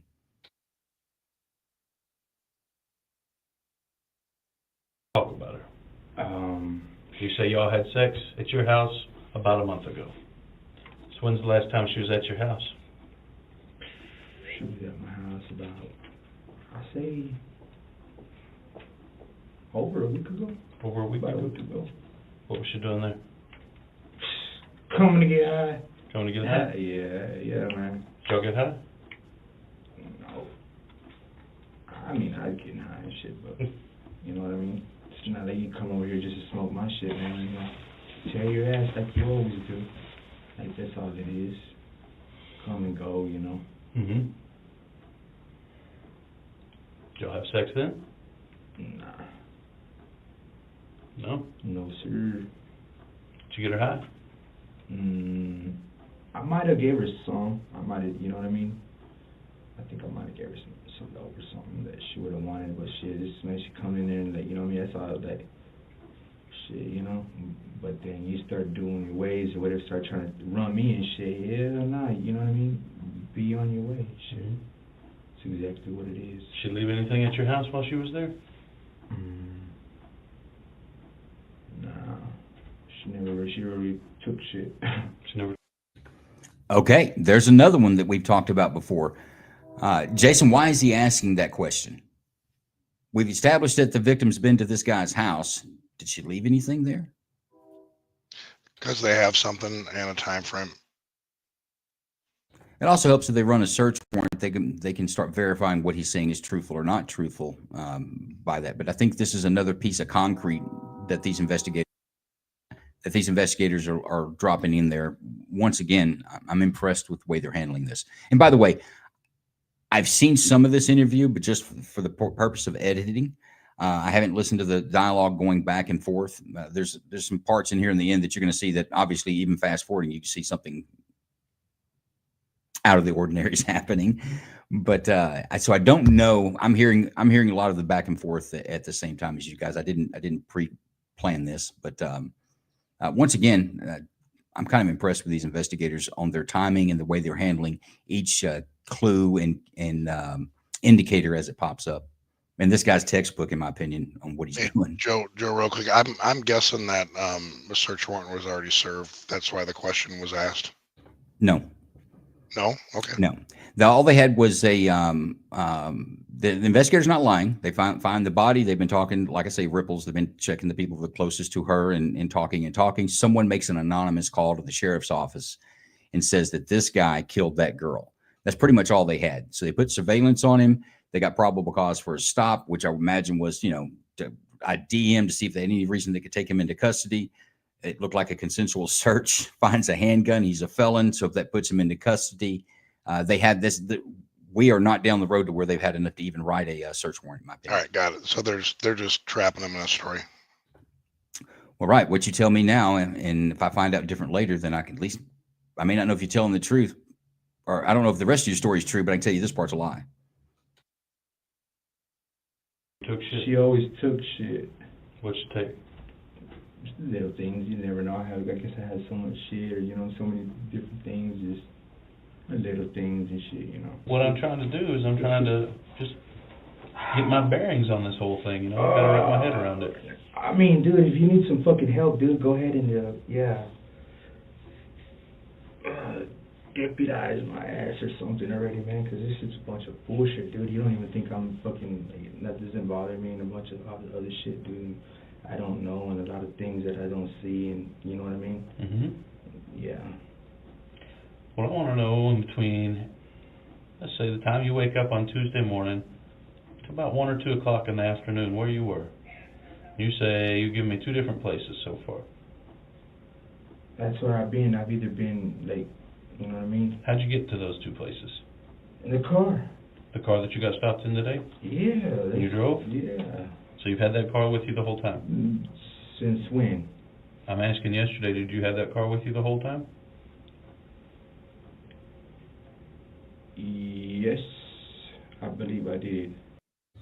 Once again, another piece of concrete that this investigator is pulling out of him. Did you have that car? They know the time frame the body would have had been dumped. More than likely, someone didn't walk there to do that. So it's another location that he's getting actually enough probable cause with his statements that he was driving the car at the time the body was dumped for another search warrant. So once again, I think these guys are playing it very well. I want to say I did. No. No. No, I didn't. You're right. I'm not right or wrong. I'm You're not right. saying you did. You know what? You know what? Now that you take me all the way back to it, you're right. No. Well, let's I walk didn't back. have it all. Let's walk back through that day then and find out where all you and your car were. Yeah. Damn, she was a pretty girl. All right. Why do you think he walked back? Oh, no. Well, now that I thought about it, I didn't have my car yesterday. He knows he's stuck. He realized that he walked into that trap and got his ankle stuck in it, and now he's trying to chew his leg off. Yeah, they're asking very specific questions for probable cause for a search warrant on the car. They're asking very specific questions to move forward with this case. And the fact he walked it back, I think he just realized, oh shit. Yeah, he realized that he was in that trap, but it was too late. Walking it back doesn't look good. And remember, folks, this interrogation video, they'll show this in court. It's all admissible in court. So as a jury watching this, I wouldn't want to be on the defendant's side having to walk back something as simple as, did I have my car yesterday? Yeah, I guess, you know what I mean? I can't really. Well, you can say she's a pretty girl. That's fine. Burton says it think so? very well. Yeah, what does Put in it. y'all think, or what y'all have She on has it? beautiful eyes. You don't think so?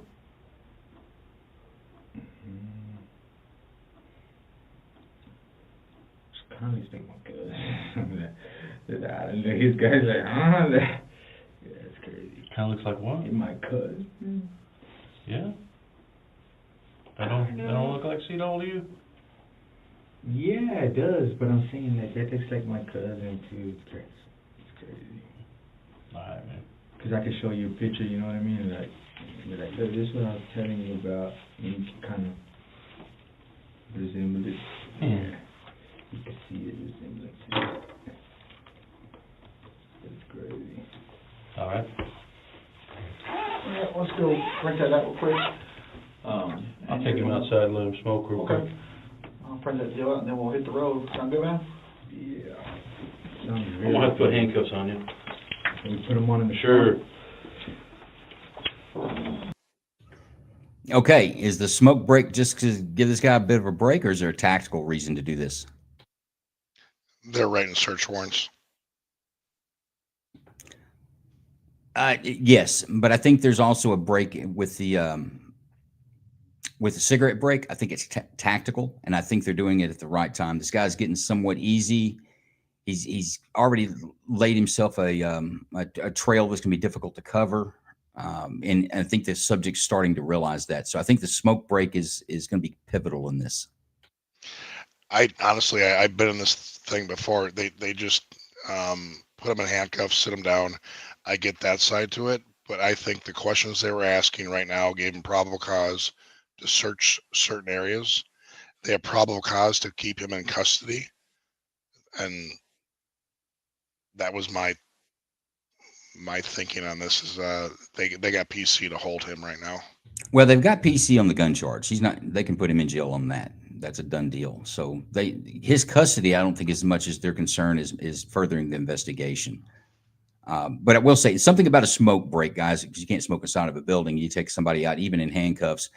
As men, you can stand shoulder to shoulder, side by side. You can have a conversation that they may not know is admissible or even recorded. So I think there's a lot of strategy to letting someone, once they reach a certain point in their conversation, I think they're at the perfect point to do this, is to take them outside, relieve the situation, give them a little bit of a breath of fresh air, and see what they say when they're slightly more relaxed. Yeah, that was my thought, Joe. There was two things that jumped out to me. It's understanding that smoking is a social activity that lends to conversation, and then the second thing is I think he failed the empathy test when he basically baited him back in to take another look at the victim. He did the hand wipe over his face and then tried to play it off to make it sound like that the victim looked like a family member. I think he said his cousin or something like that. But I would say he failed that. 100%. 100%. I think the first was the most telling. I think the second was a prepared answer by the subject. I think the first one was the surprise when he pondered and looked at that picture for a bit. But once again, none of that's going to do anything for you in court. These investigators are looking for probable cause, things they can articulate, things they can further the investigation, whether it be through search warrants. And Jason, they may have enough. I would say they don't have enough just by his interview that the subject might have been there at some point in the recent past. And he says he didn't have his car necessarily. Unless you have something else, I don't know that they have PC to start hanging paper just yet.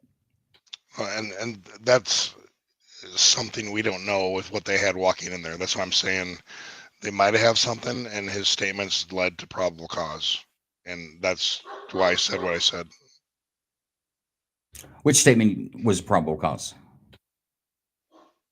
I'm saying they might have had information or facts that led up to, and all of a sudden his statement confirmed probable cause, which would lead them to say, okay, we're good to go now. He said this. Let's search the truck. Let's search the apartment. It's a lot of unknowns that I don't know what. There's stuff going on in the background. Yeah, and they could have more than what I'm saying. I'm saying from what I know, I don't think they got enough in that interview for probable cause for a search warrant. Not yet. I agree with that. I'm just saying we don't know what they have. I think the smoke break is a tactical deal. who was it? B said, I always wondered, what did she say? I always wondered why people get smoke breaks. That's interesting. Everything from when you bring in water in a good interrogation is staged. The only person that is the unwitting in the performance is the subject. That's a good interrogation. And I think that he looked at his partner, and I can roll it back. He looked at his partner. His partner knew exactly what was about to happen going to do the smoke break. So I think this is so either somebody's quarterbacking it from the viewer room, or these guys have worked together long enough that they knew what was about to happen. But let's see what happens on the smoke break.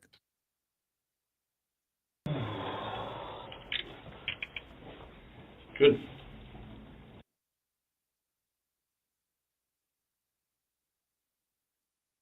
It is about 18:35. I'm handing this over to Deputy Rubel. He's going to take Mr. Ramirez to go smoke real quick. Put that in your pocket.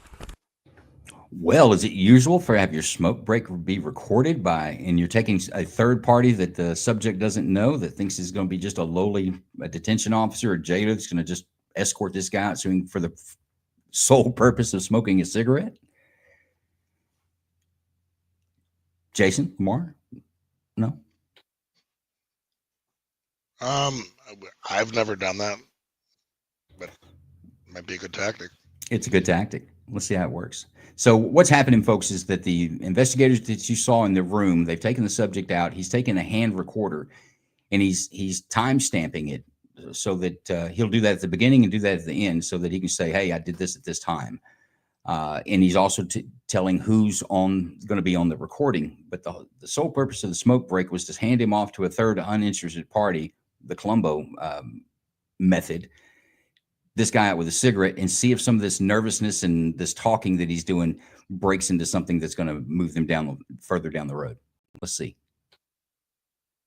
Burton says they don't typically record his smoke breaks. Well, Burton, that's because they haven't told you. They probably are. Thanks.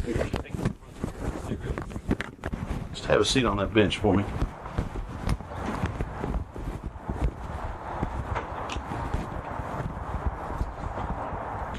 Yeah, man, today's been a weird day. That's sure. Here, tuck this one behind your ear. So, what goes on as far as this investigation? Well, you know by now we're trying to see if you're involved in it. All right. Yeah. So that's what we're trying to determine right now is, what level of involvement. We appreciate your cooperation. That gives us a good hint, that you're willing to help yourself out, willing to talk about it. We hope that it keeps going that way. What do you think about it? Shoot, I mean, there's a lot more than I know. Come to me, like I said, man, like, if I was to sit down and then fucking explain it all to you, bro, it'd probably, like, blow your mind, and you'd be like, what the fuck? Like, seriously? Like, and I'll be like, yeah, dude, and it's like, it wasn't, you know what I mean? It's like the shit that's been after me, and, like, it comes down to the fucking money and everything, bro. It's crazy. It's fucking... Well, you know what? I'd love to hear it. I'd love to hear it without... Yeah. I guess... It's, yeah, dude, and then it's like, you know what I mean? Like, how it gets you involved in all that shit is just, it's I mean, they say the numbers don't lie, right? They don't. But my ID, right there. See anything bad with Cammie? Yeah. What'd you see bad with her? Evil, bro. Evil? What kind of evil she have going on? She tried killing me. She tried killing you? Why'd she try killing you? I don't know, but it was after. How long ago was this? Wow. A while ago? Did you have anything to do with Cammie's murder? No, sir, not necessarily. Not necessarily? Maybe. Maybe. Possibly. I mean, shit. Well, come on, man. That's what we're trying to get down to. You would think? Would you think? I mean, come on now, man. Think about it, man. I can't think about it. I'm not in your shoes, brother. Exactly. Y'all got me under it, and it seems like, you know what I mean? I want to get down to it too, man. Like, y'all wouldn't even know what the fuck, like, is going on and, like, all that shit. Like, you know what I mean? Like... Now, I'll tell you right now, Cammie didn't wish for it. Nah. She didn't wish for what didn't happen to her. You never wish for that. No.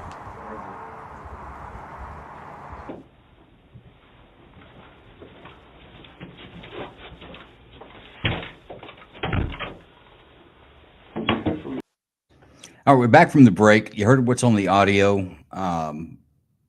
He did. He's looking for a way to tell his story, but I think he outed himself on the cigarette break. What do you think about that one, Jason? Great tactic. Yeah, I agree with you. He wants to talk about it, but interesting. He hasn't. Not I don't think he's figured out in his mind how to necessarily frame it up yet. I'm sorry, I'm stepping on you, Lamar. Go ahead. No, you're fine. I was just going to say, not necessarily the pretty wild response. I think it's the non-committal, but I just don't know how to tell you. And of course, Burton says smokers relax and talk. I don't discount that, but I think the fact that you remove them from the environment, you put them in like it's kind of like an off-the-record interview. When you're inside there, they know they're on the record. I think a lot of them get at ease when you take them from that environment. You're doing like, we're taking a break now, so what we say here is no big deal. It's not going to come up and play later. Inmates, a lot of times when they're being booked in or they're being escorted by detention officers or jailers, they will say a lot of things to them. You'll see a lot of detention officers and jailers being subpoenaed to court by statements that inmates will say to them because they think it's of no consequence. For those of you that may find yourself in this predicament, if the wall's got an ear, it's of consequence. Everything that you say there can and will be used against you in a court of law unless you're speaking to your attorney. You should keep that in mind. Best way is to keep yourself out of the seat. That seat he's sitting in is the hottest seat in the world, I promise you. And another thing I like is I like their table that builds into the corner there, right? They get you up nice and close and personal to who you're going to be talking to. Let's see how this ends up. Start again. Good on your water? You want some more?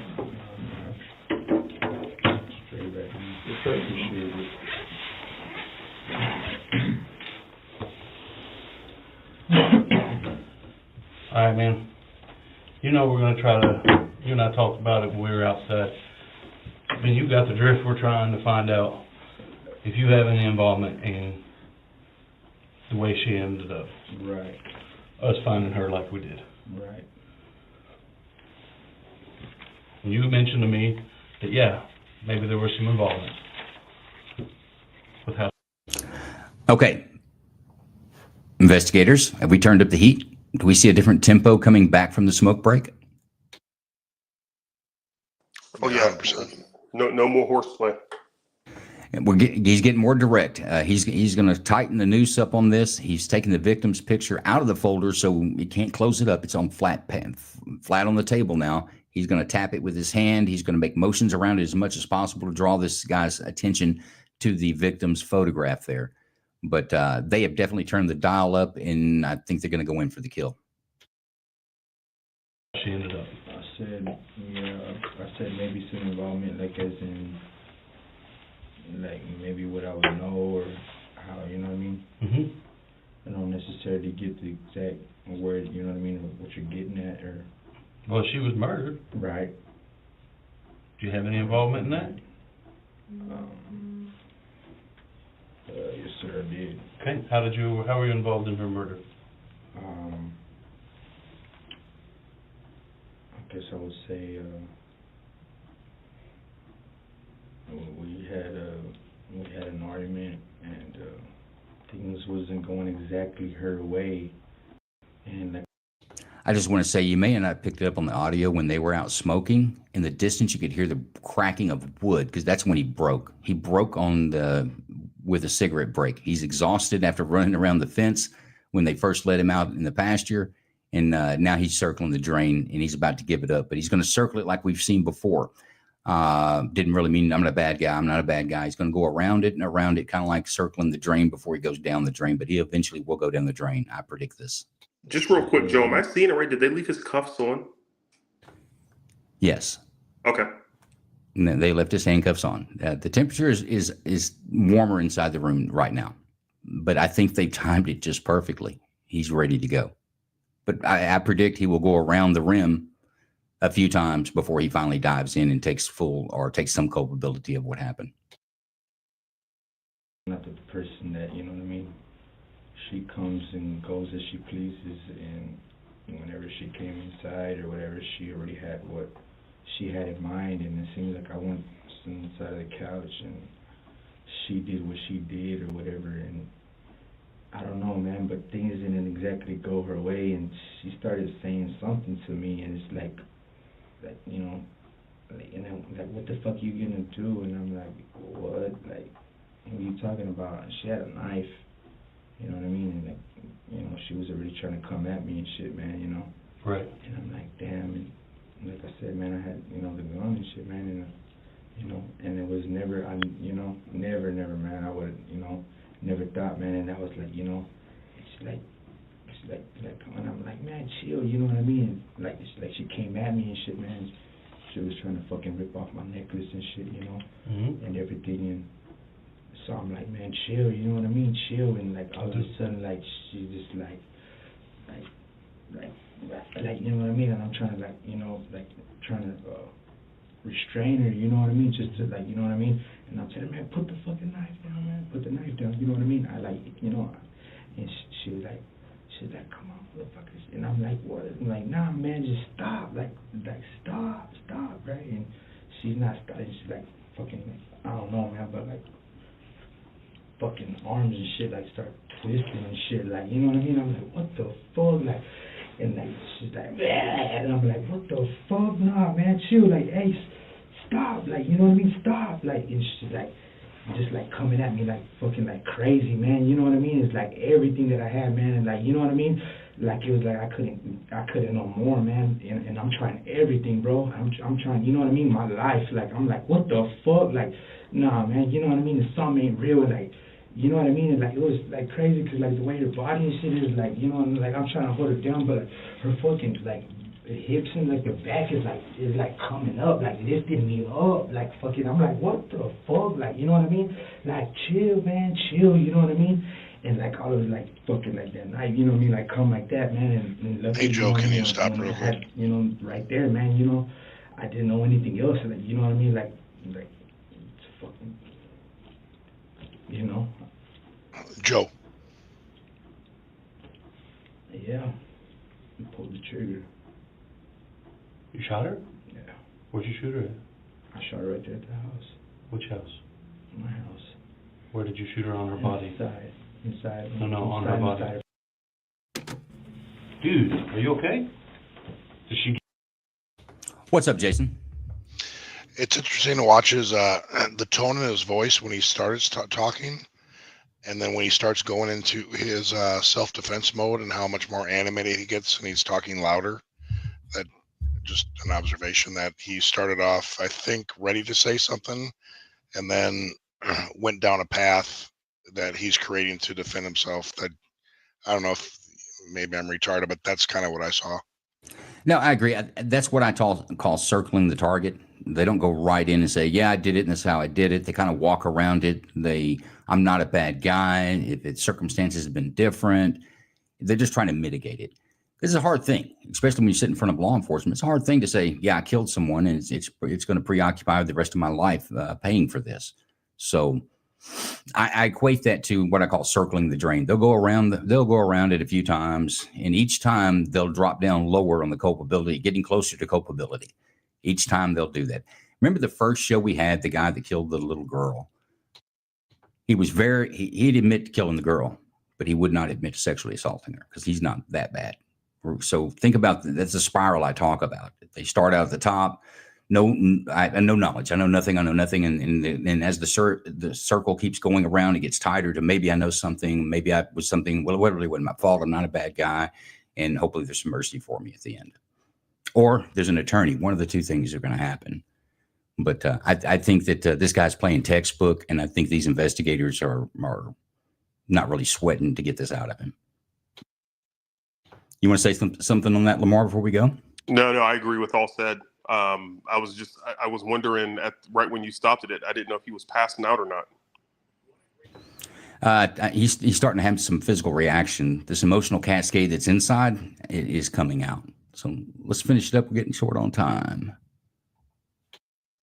Get you with the knife or anything? She hurt you at all? No, she didn't hurt me at all or nothing, man. Oh, I see what you're talking about. No, he's being the advocate for the victim. He's acknowledged this girl come over and attacked him, had a knife. He's like, oh my God, are you okay? But notice the body position, folks. We're going in for the kill. When the investigator gets knee to knee with you like that, it's to take away your personal comfort. He's invading into your personal space. So the temperature is definitely up full blast. This guy's going for confession or attorney at this point. They'll be one of the two. And it's just. I mean, literally, are you okay? If she had a knife, I need to. Yeah, she had a knife on her, man. But like I said, when the way things happen and shit, like I didn't know what to do. You know what I mean? I didn't want to tell nobody nothing or shit. And I'm like, dude, like this shit ain't right. You know what I mean? Looking at, I want to like look at her, man. You know what I mean? But like when I did, like her shit was like fucking. I'm like, what the fuck, man? Something is not right, dude. Something was not right. Like y'all been getting high or something, or what was the deal? Can you walk me back through that backstory? I mean, as far as getting high, man, like I hadn't seen her. I hadn't like that's what you don't understand. Like I don't ever like when I see her, like she just comes in and just like, you know, I could fucking even think, you know what I mean? Like be thinking of this shit and like just fucking crazy shit would happen and she'll just show up out of nowhere. You know what I mean? Yeah, like out of fucking nowhere, bro. And like, you know what I mean? And like the people that she says like she was like fucking, I don't know, man. You know what I mean? Like 1 minute she'll be there and then the next fucking she'll just be split gone. That doesn't sound like a normal person. Exactly. You know. When did this all happen, man? This happened, shit. It's already been a long time. Real quick, I just want to point out the investigator having empathy for him as being a victim in this, that once again, you're not a bad guy. Bad things happen to good people. You'll hear that a lot in interrogations. If you're on the hot seat, you shouldn't believe that they really don't have that much empathy for you. Like how long ago? Like, I guess whenever y'all would say, I don't know, probably, I don't know, days ago, I guess, whenever, I don't know, I wouldn't exactly say. Today's Wednesday. Probably about 3 or 4 days ago. 3 or 4 days ago? I would just say as he's talking, one thing about his body language, he is completely given up. Okay. Shoulders completely slouched. He's That's a long essentially time sunken compared to into what I himself. see on her body. I look at her body we saw yesterday, and it doesn't look like it happened 4 or 5 days ago. It looked like it happened either yesterday, probably yesterday. You think that's possible?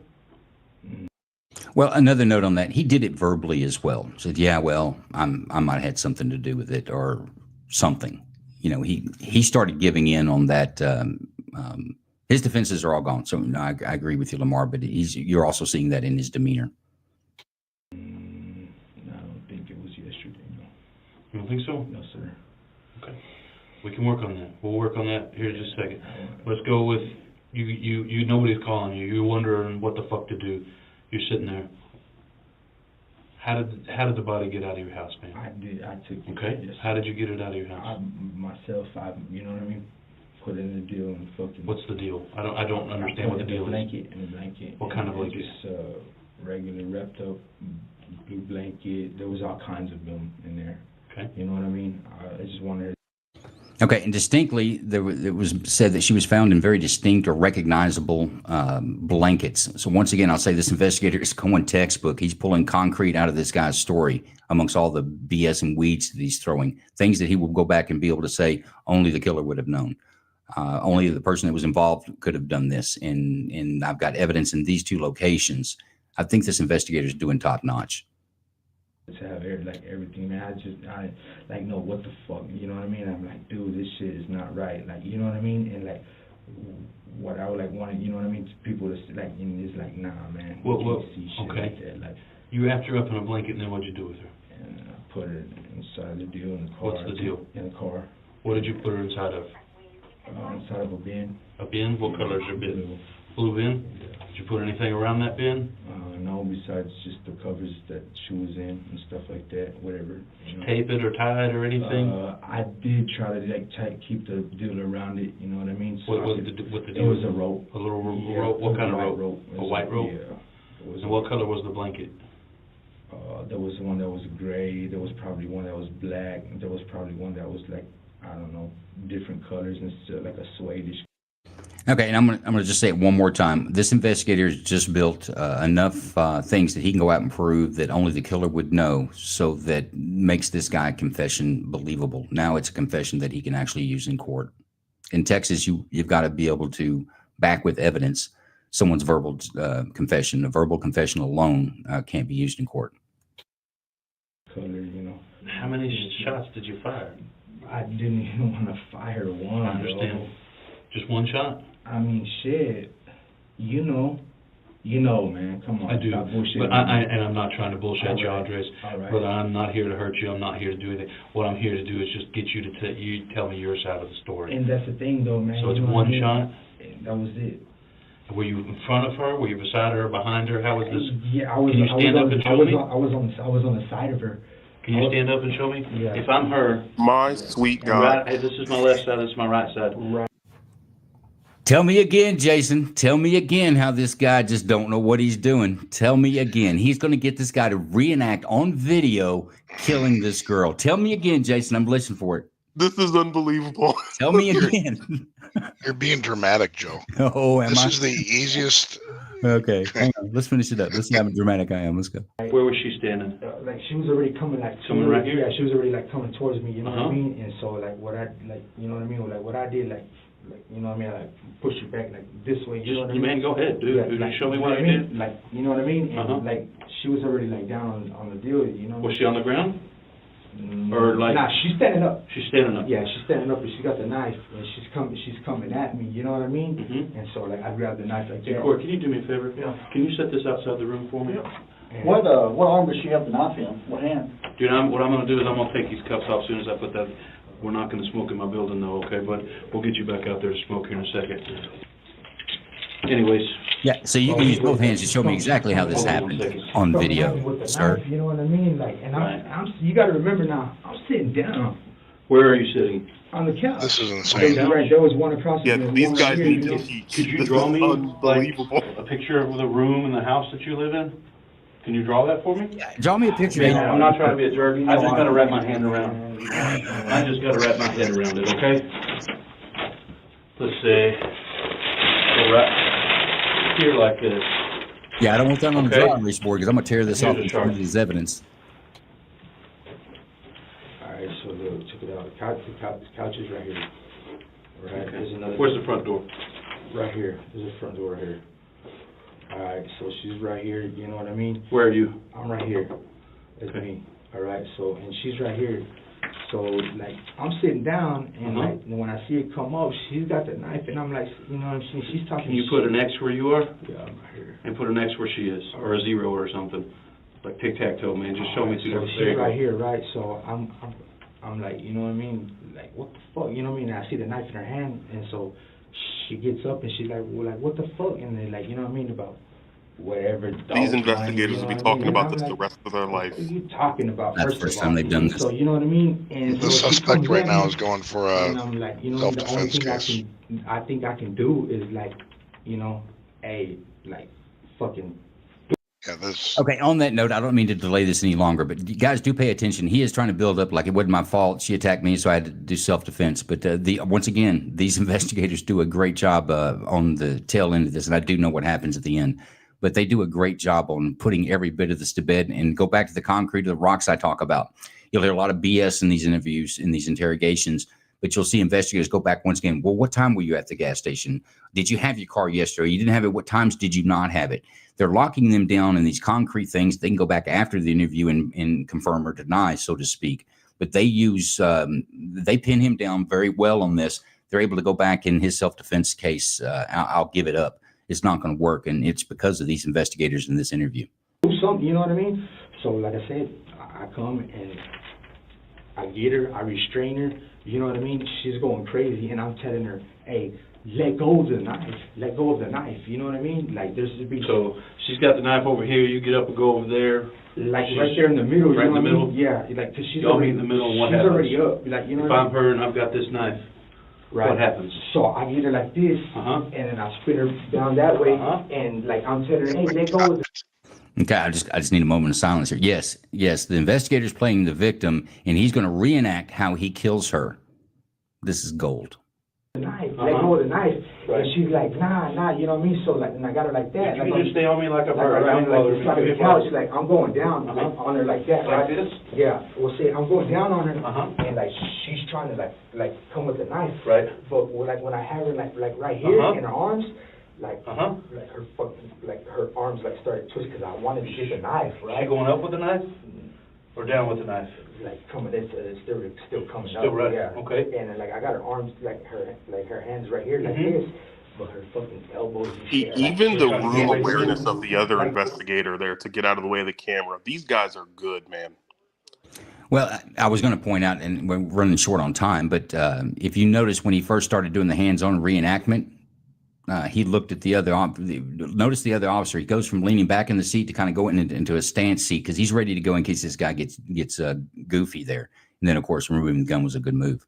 But no, these investigators are pretty good. I wouldn't want to sit in the hot seat with them. This is the dumbest suspect I've ever seen in my life. There you go. You're just going to try to kick my investigators in the teeth. That's fine. That's fine. No. Good Lord. Just saying. Not trying to get away from, like, trying to get, you know what I mean? And okay. Let go of the knife. Like, I'm not going to do nothing to you. Right. You know what I mean? Right. I'm not going to do anything to you. You know what I mean? And what's she saying? She's doing all that growling shit. Like, Okay. You know what I mean? And, yeah. like, and when I have her down like this, and I'm, like, trying to go, like, she's already coming back up, like, with her hips, and, like right. She's trying to lift you back up. Yeah, but she is, like, right. up off the ground, but, like, high in the motherfucker, like, you know what I mean? I'm like, what the fuck? Like, that's not normal, you know what I mean? Because, like, the way she stands, like, you know what I mean? Right. And I'm still trying to do it, and I'm trying to tell her, stop. Right. He's like, oh, let's do it. You said it, let's do it. I'm telling her, stop. You know what I mean? Let go of the knife, man. I'm like, you know what I mean? Don't fucking do this to me. Like, I don't know, you know what I mean? And then she's like, continue like that. And like, all I could do, like, you know what I mean? If there was anything, if I would have let go or did anything besides, all I could do was just to fucking grab, you know what I mean? And for some reason, it was right there, man. And that's all I could do was just, you know what I mean? At just one time and just. Kind of show us how it happened. Yeah, do it one more time. She's trying to get right, and so she's down like this, right? And like I got her, and then finally, like I'm on top, you know what I mean? And I'm telling her stop, you know what I mean? I would never let this happen. She's still coming at me, and like you know what I mean? All I do is I grab the gun like that, and I tell her to fucking stop. And like when she comes like that, like to the like this, yeah. Well, hold up, we're short on time. You would never let what? Let a suspect use you as the victim and show you how he killed them? Not like this. No, I would never let that happen in an interrogation room. That's no. I don't know. My partner would be the guy that's the test dummy, but this right here is I think it's prosecuting gold. I get that side to it, but that is not. Well, you wouldn't do it because you don't want to subject with his paws on you. I'm the same way, but I always had somebody that would be willing to do it. If you're willing to demonstrate how you killed someone, I'm willing to put a test dummy in there so you can show me. That is the dumbest suspect I have ever seen in my life. And I want to make a comment on this. Grammatical Fiction says, I found it remarkable that the officer had his sidearm in that room. An officer alone, and there's been some cases, this has gone on for some time. You'll see these pop up where there's a subject able to overpower an officer or gets a gun into the interrogation room and offs himself or offs the officer. But I would say with these two guys in there, that second man that didn't do all the talking, he's got your back. If that guy goes with the gun, he's going to get dropped in there. It's be no different than a traffic stop. You've got a subject on the side of the road. You're armed there as well. There are agencies that do have policies where you don't take firearms into interrogation rooms, but it varies from agency to agency. I won't say it's a great practice, but I won't gig it when you've got investigators who are working, in my opinion, in the caliber that these guys are, that they're married together and they know what's going on. You're not going to get one of them without the other getting you. Like that, all I could do was just, you know what I mean? Just squeeze the trigger? Yes, sir. One time. One time. And where to hit her? We can't have guns in interrogation rooms. It varies from agency. After obtaining Ramirez's confession, prosecutors were able to use his own interrogation video against him at trial, methodically exposing the inconsistencies in his story.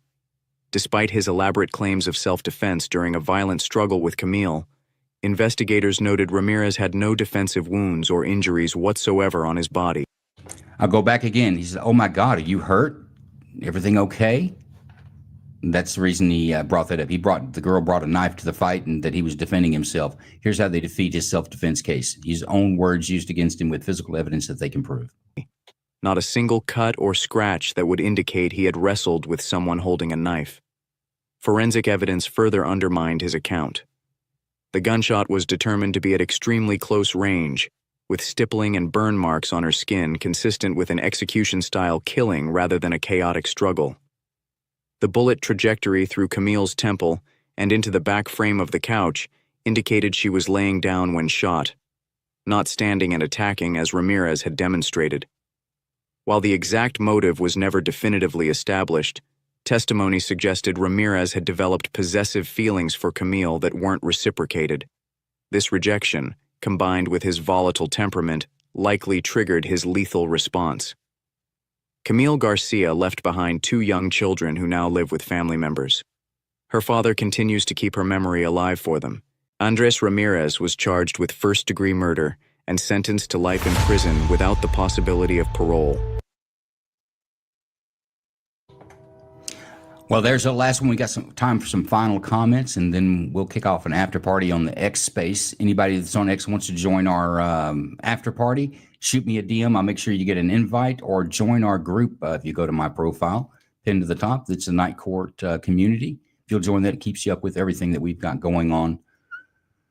Any final comments on this case? I would just say, firstly, kudos to you, Joe. You found some bangers for this iteration, and I continue to be amazed. I think for those of you that regularly come back, you'll notice some commonalities, and I will continue to say it until people get annoyed. And that is, your physiology is something that you cannot control outside of very specific instances, and it'll always betray you. So when these interrogators have you in the box and they're closing you in, your body and your language, all that kind of, it's going to do stuff that you don't want it to do, and it's going to give all the signals to the folks that are in that room with you that you're done. I agree, Jason. That guy would have made 2 kindergartners as interrogators look amazing. There we go. That's some bunch of bullshit. That guy's dumber than shit. Oh my God. Anyway, no, I'm going to still they did a good job. They did a good job. I'm just giving you shit. I'm going to say, and I've seen that you see that in a lot of sheriff's offices in Texas. It may could be everywhere else, but it's in Texas. I've dealt with a lot of sheriff's officer investigators. They can just seem like the goodest old boys and not real smart, but them boys play hardball, and I wouldn't want to sit in the hot seat there with them. Guys, that's our show. Catch us on Friday night for police video reviews, the grand jury. I've still got spots for 2 more grand jurors. If anybody's out there would like to volunteer to be a grand jurist on our Friday night show, shoot me a DM on X and I'll get you set up. We've got a great show coming up on Friday. We're going to look at an incident in Oregon of a killing of Lavoy Finnick and whether we think that's justified or not. There's a lot of stuff out there on that. And we'll have a few more cases that won't take up the full 2 hours. For those of you coming to the after party, I've got something to play for Jason. We try to get it in during this, but we're just not going to have time. But for sure, we'll have some video on the 3D response and some new news on the 3D response coming up. Hopefully, we'll have some news by Friday. Wouldn't you think, Jason? Sorry, we got pushed to Monday. Okay, well, good. Well, not good, but either way, we'll have some more information out on 3D response. For those you don't know, we follow 3D response real well because we believe in it as a school safety system that really will make a difference and may not stop school shootings, but it'll stop victims of school shootings. And I'm all 100% for that. Wonderful show tonight. I want to thank my volunteers, Lamar and Jason, for sitting in and listening to these go on. And giving their comments, because their comments are, except for some of Jason's tonight, I think we're off the mark. But for the most time, I agree with most of what they say. Catch us in the after party, folks. Thank you. Did you ever get any money from Costello? No. And did you ever get any money from Meyer Lansky? I never got money from any of those fellas. None of those fellas? None of these that I've been reading about, or none that I knew. They never gave me anything. None of the Shetties? No. I don't even speak to the... I mean, I met that Charlie once or twice. I don't even talk to him. You don't like him? I was conscious of the fact that he had a reputation for being an outstanding bookmaker. Did you hear him referred to as the Prime Minister of the Underworld? That term I did not. Also known as Duck Corella. I refuse to answer on the grounds of an attempt to got any business? I refuse to answer on the grounds of attempt to criminal. You have any profession? I refuse to answer on the grounds of made. You have any occupation? I refuse to answer on the grounds of made. Are you a known racketeer?